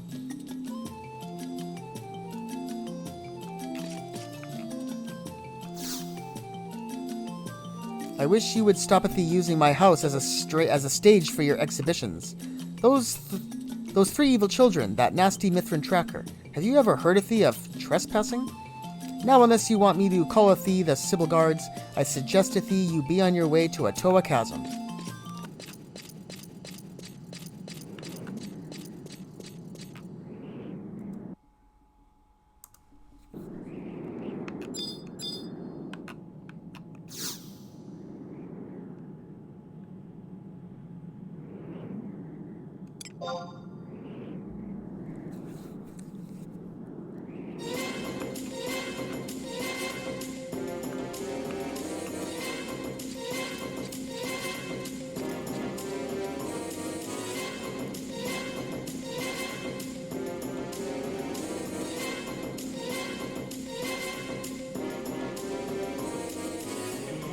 So, Mildorian wasn't in the safe hold after all. Her whereabouts may still elude us, but I am certain the Cardinal lives.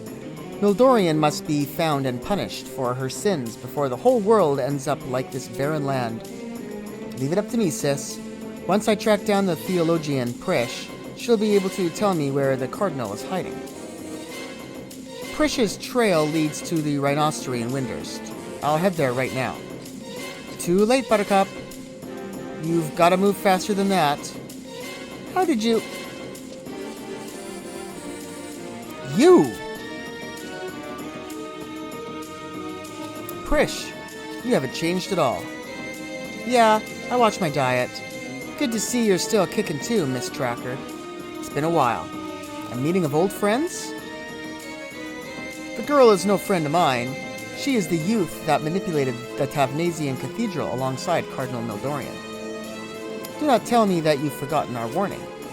When the Worm King returns, a new war will erupt between the dragons and Altana's children. Before that happens, we must wake the sleeping gods with the Lay of the Immortals and beseech their aid. Can you not see? The future that we most feared has come to pass. Of course, we Mithra trackers carry heavy sins on our own. We failed to see through our honeyed words, even going so far as to aid you in your demented plans.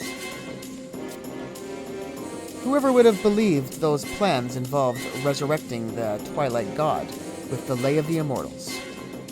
Now hang on there, Furball. Aren't you getting your facts mixed up? It's true that Cardinal Mildorian never really intended to wake up your fusty old gods. But we never did anything to bring back Promethea. Then why does that girl behind you sing the Lay of the Immortals? And the magicite you possess was the same material used by the Beastmen to revive the Shadow Lord. The Shadow Lord? Don't play coy with us. If you had no intention of awakening the sleeping gods, why would you need to find a singer for the Lay of the Immortals? What have you brought forth from the abyss of death with the power of the magicite? I give up. There's no talking to you guys when you get all fanatic like this. That's why we never told you the truth. Why, you little brat. Yes, you're right. We are singular in our purpose. If you understand our zeal, then there is nothing left to talk about. We are not here to probe your other sins. We are here to demand payment for a single crime. The crime of singing the Lay of the Immortals. You will be held responsible for the sins of Mildorian. There will be no hearing. Prepare to face your judgment. Alright, so, let's call our party together.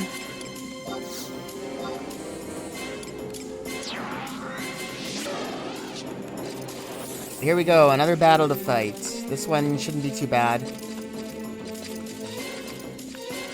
I'm not sure if these Mithra are meant to be like beastmen, or if one of them, the one in the blue armor, looked kind of like a dragoon. Alright, so it looks like there's a bunch down here. Let's start with... Let's go with X. We'll go X, Y, Z.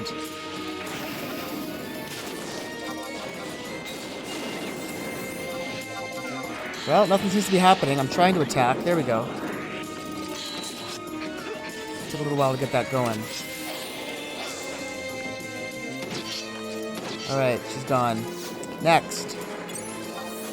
Shikari X's rabbit. Okay, fine. Let's kill the rabbit.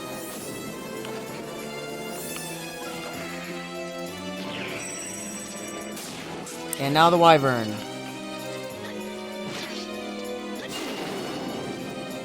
So she is a dragon. Shikari Y.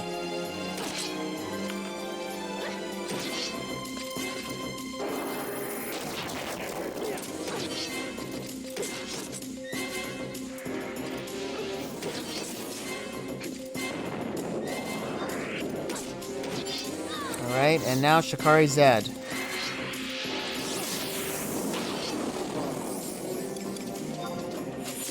Done.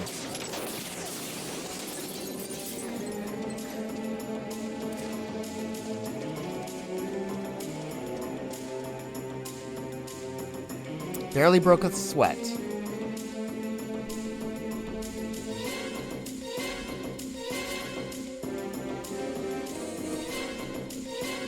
Why? No strength left. Some strange power at work. You guys can't kill us. We've spent a long time dealing with things that people were never meant to encounter. And we're gonna finish what we set out to do. What are you?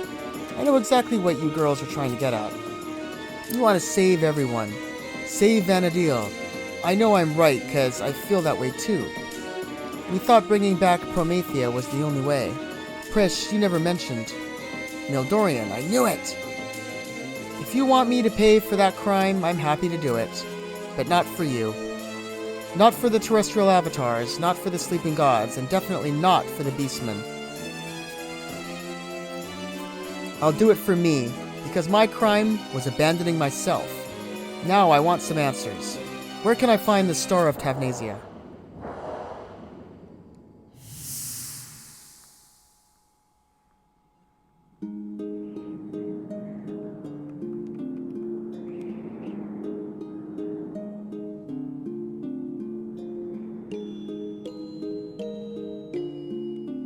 Where is this? The Ulgarond Range.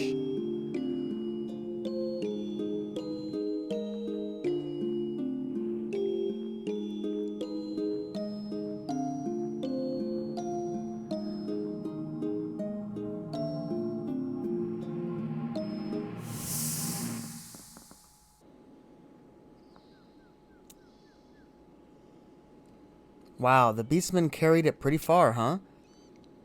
But that's my magicite. I gotta get it back. Prish! Come back.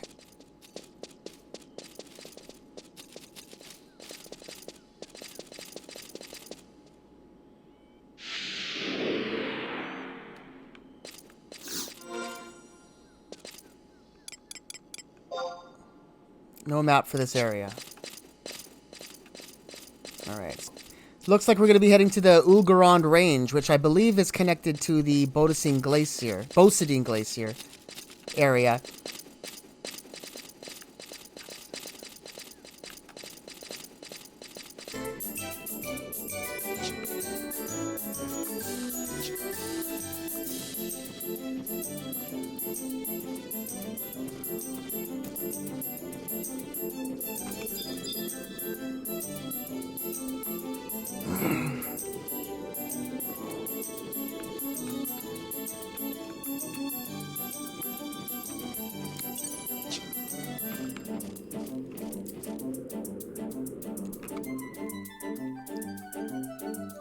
I could really use that the dark clusters that elemental might give, but I just don't have the time. This is a new area. We've never been here, so this is the Ulgarond Range.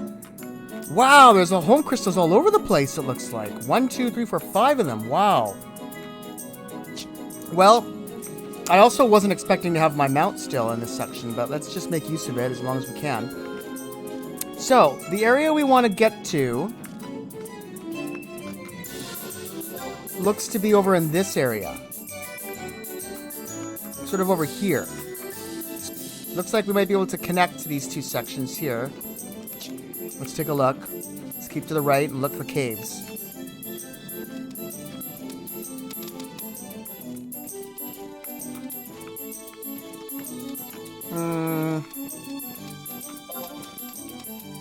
Alright. Up this way. Yeah, this is another huge area. Whoa, look at the slide. Looks like some sort of like ice slide. Avalanche slide. Is this it? Mm-hmm. Let's investigate in here and see where it leads.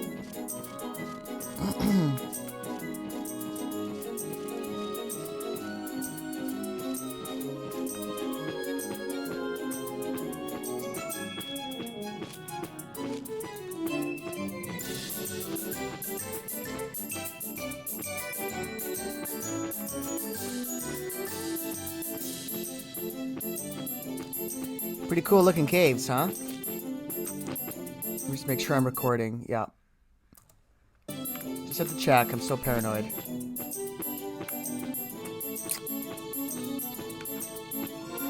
Did that do what we wanted it to do? It did indeed. Good. Okay, so we want to head to that home point. And we want to eventually get to J9. So let's just keep on moving on ahead here. Yeah, we want to go down. Boy, this area is big. So there's raptors here. What kind of raptors are they, I wonder? They're called Nival raptors. Nival. Oh, what's this? What do we have here? We have a giant buffalo. Doesn't look very happy. Yes, I've seen buffalo hides offered in the auction house, but I've never bought any. First time I've seen a buffalo.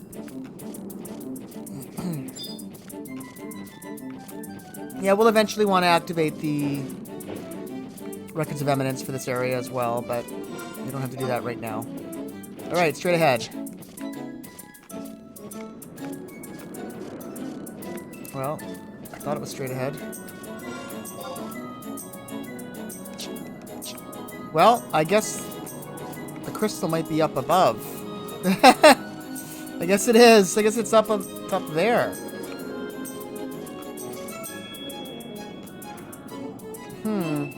It's too bad. Okay, but anyway.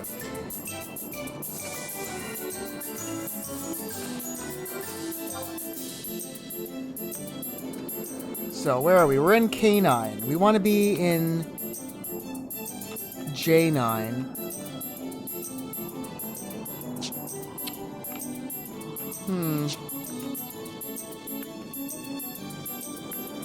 Oh, here we go. Is this it? Looks like there's a hole here. Let's go down this hole. Oh, there's the home point. So that's how it works. It's underground. Sneaky.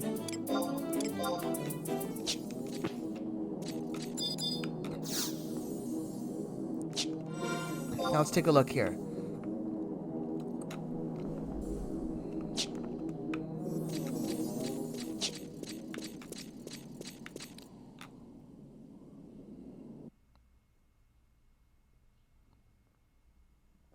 Alright, Bear Claw Pinnacle. That's where we want to be. So that wasn't too hard to find. Oh, I'll have to find an episode somewhere to fit in where we can explore this area a little bit. This Ulagurond range. Can't believe it's the first time we've ever been here. There's just so much to do in this game. It's just the world is so big. It's Wind Pillar. Is that what we want to investigate? Let's see. Yep. Is that right? Yep. Flames of the Dead. That's it.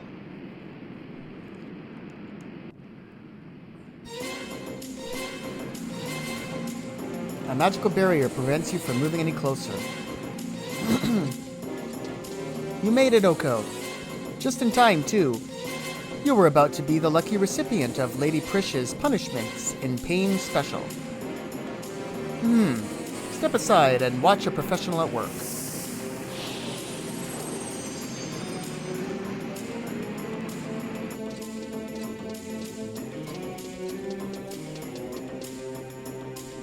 Whoa, get a load of this place. Why did the beastman bring that chunk of magicite here? The poor bastard who found it would have been pretty messed up, I'd say. I suppose you wouldn't know too much about that particular chunk of magicite. The emptiness sealed within made it unique. You've heard about the magicite known as the Star of Tavnasia, right? And I bet you know that a piece of it was stolen and sold to Bastok before the war, too, right? Well, an allied expedition came here to the Northlands 30 years ago, bearing that chunk of magicite. Its members were poisoned by the voice of darkness sealed within the stone. Give it to the desires. Give in to thy desires. Return to thy true self. That voice beckons to the darkness within us, over and over. That's why the members of the expedition went a little lopey. You can't really blame them, though. I mean, you would, too, if the Twilight God was whispering in your ear. The voice of Promethea? What the? You eavesdropping again? You must tell me more of this tale.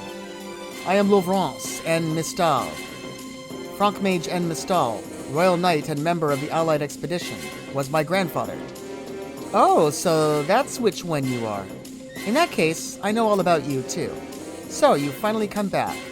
Did you manage to avenge your grandfather's death? How did you know about that? Could it be that you're... You got it, buddy.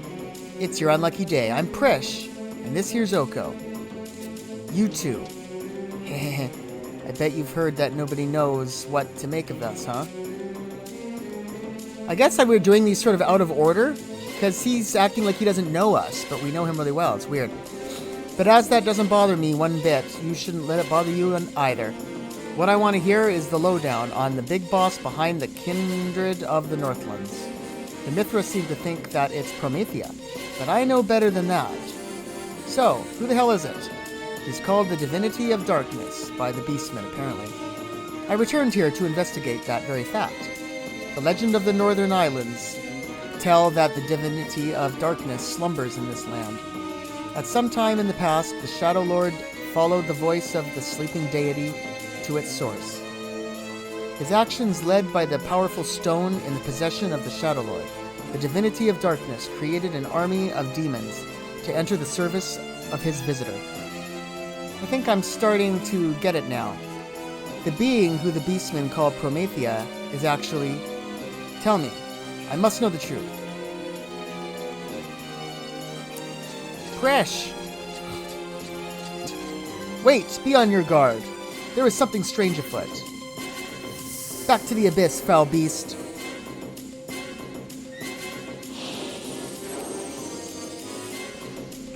Alright, here we go. One more battle with feeling. Alright, so we still got our food ability from the Toa Cavern fight. So we'll stick to that. The yellow curry bun.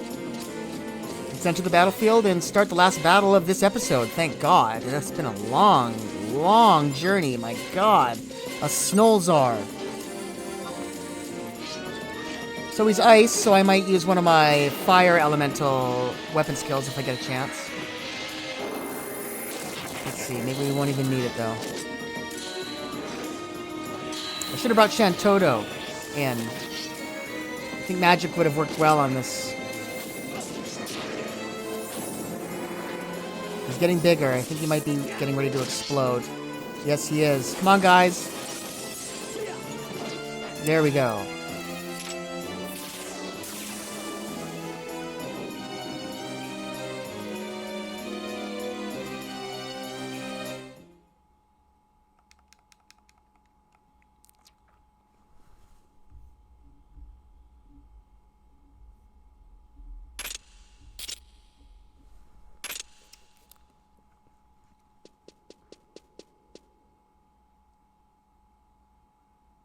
Oko, I knew you were tough. That guy definitely has an eye for adventures. Talk about dumb luck. What happened to the resting place of the sleeping god? You know of the divinities said to slumber here? There should be an enormous crystal of darkness here. It can't be the beastman deity you speak of.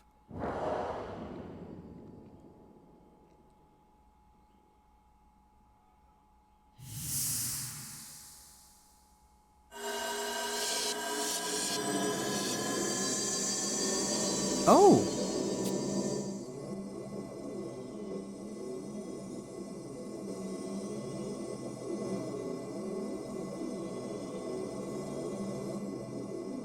Is that... Stay back! The voice of darkness will have you. I will never forget that stone. It is the magicite that drove the Allied expedition members to madness.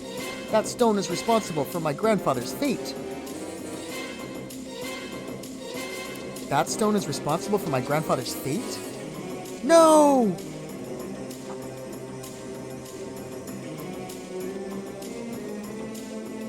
You've come back. Welcome home, my little lost magicite. Prish!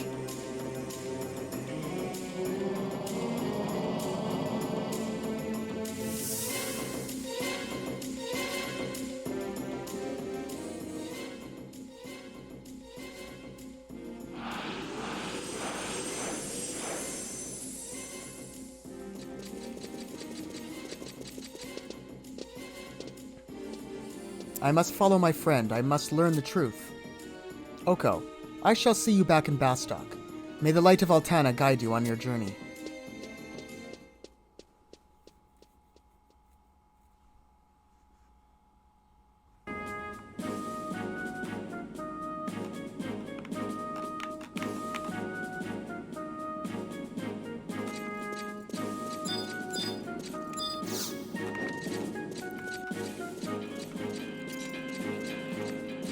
Alright, here we are at Sid once again, for the third time. Well, more than 3 times, but the third part of the journey is done. It all comes together here. Almaya, who was that with you? They're not. Yes, they are the Mithrin Sin Hunters, the trackers who have come to our land to find Prish. Mithrin Sin Hunters? Then Prish has already been punished? Of course not, Master Sid. However, we were able to find her. But now she has gone again, and she took the Magicite with her. The Magicite? Fill me in on the details, Almaya. I see. I didn't realize that Tavnasia's Magicite was that powerful, or that dangerous. So, it was the energy from that stone that affected the members of the multinational expedition. It invaded their hearts and minds, ultimately driving them to do the unspeakable. Exactly. Our country's representative on that expedition found a shard of magicite and brought it back to our homeland. It was then that we, too, realized its terrifying power. However, we were never told where that shard came from. Further Mithrin expeditions were sent to the Northlands to investigate the stone's origins, but they were unsuccessful. No, it was a completely different investigation that led us to the answer. While searching for the relic of the dragons stolen from the Temple of Ugalapi, we found what we were looking for. You met with Prish and Cardinal Mildorian in the Tavnasian Cathedral? After a bit of persuasion, the Cardinals showed us what they called the Star of Tavnasia. In other words, Magicite. We told her of the terrible power that the Magicite contained, and demanded that she dispose of it somewhere it would never be seen again. However, the Cardinal would not listen to reason. She would only say that the stone was necessary to wake the gods from their eternal slumber. Wake the gods? But that's... I could not bring myself to believe Miss Shikare's words, either. Not until I heard the same story from the Saldorian Cathedral. The hymns of Tavnasia choir would sing. Their words possessed the power to bring the gods back to life. A stone. A song. Wait, that song Prish sang to help Saltia's escape. Is that the same song? And so, the whole song has been recited. No, there is a 5th verse. And only the sleeping gods know it. However, if one were to inquire with the god that recently awoke in the Ulgarond range, it is only a matter of time before the 5th and final verse is sung. Or possibly the woman in No, I cannot trust you yet with that information. Good day.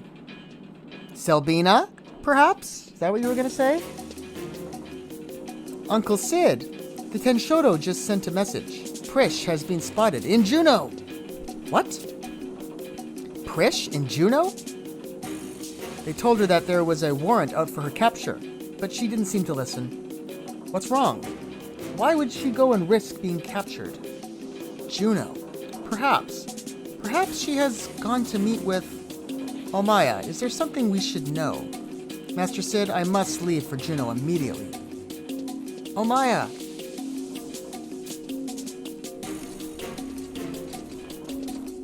This doesn't look good. Robate, find Tenzin and Lovrance and tell them what has happened. Then hurry to Juneau.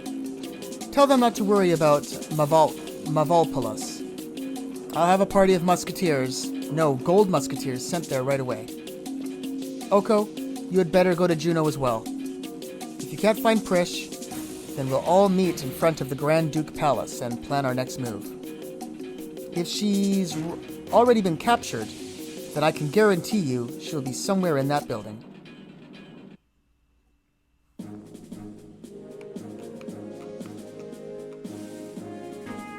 Well, that basically just about does it. I think that hopefully that has led things to Juneau, where we can continue some of the Rhapsodies of Vana'diel storyline. That's my hope, and we're gonna see.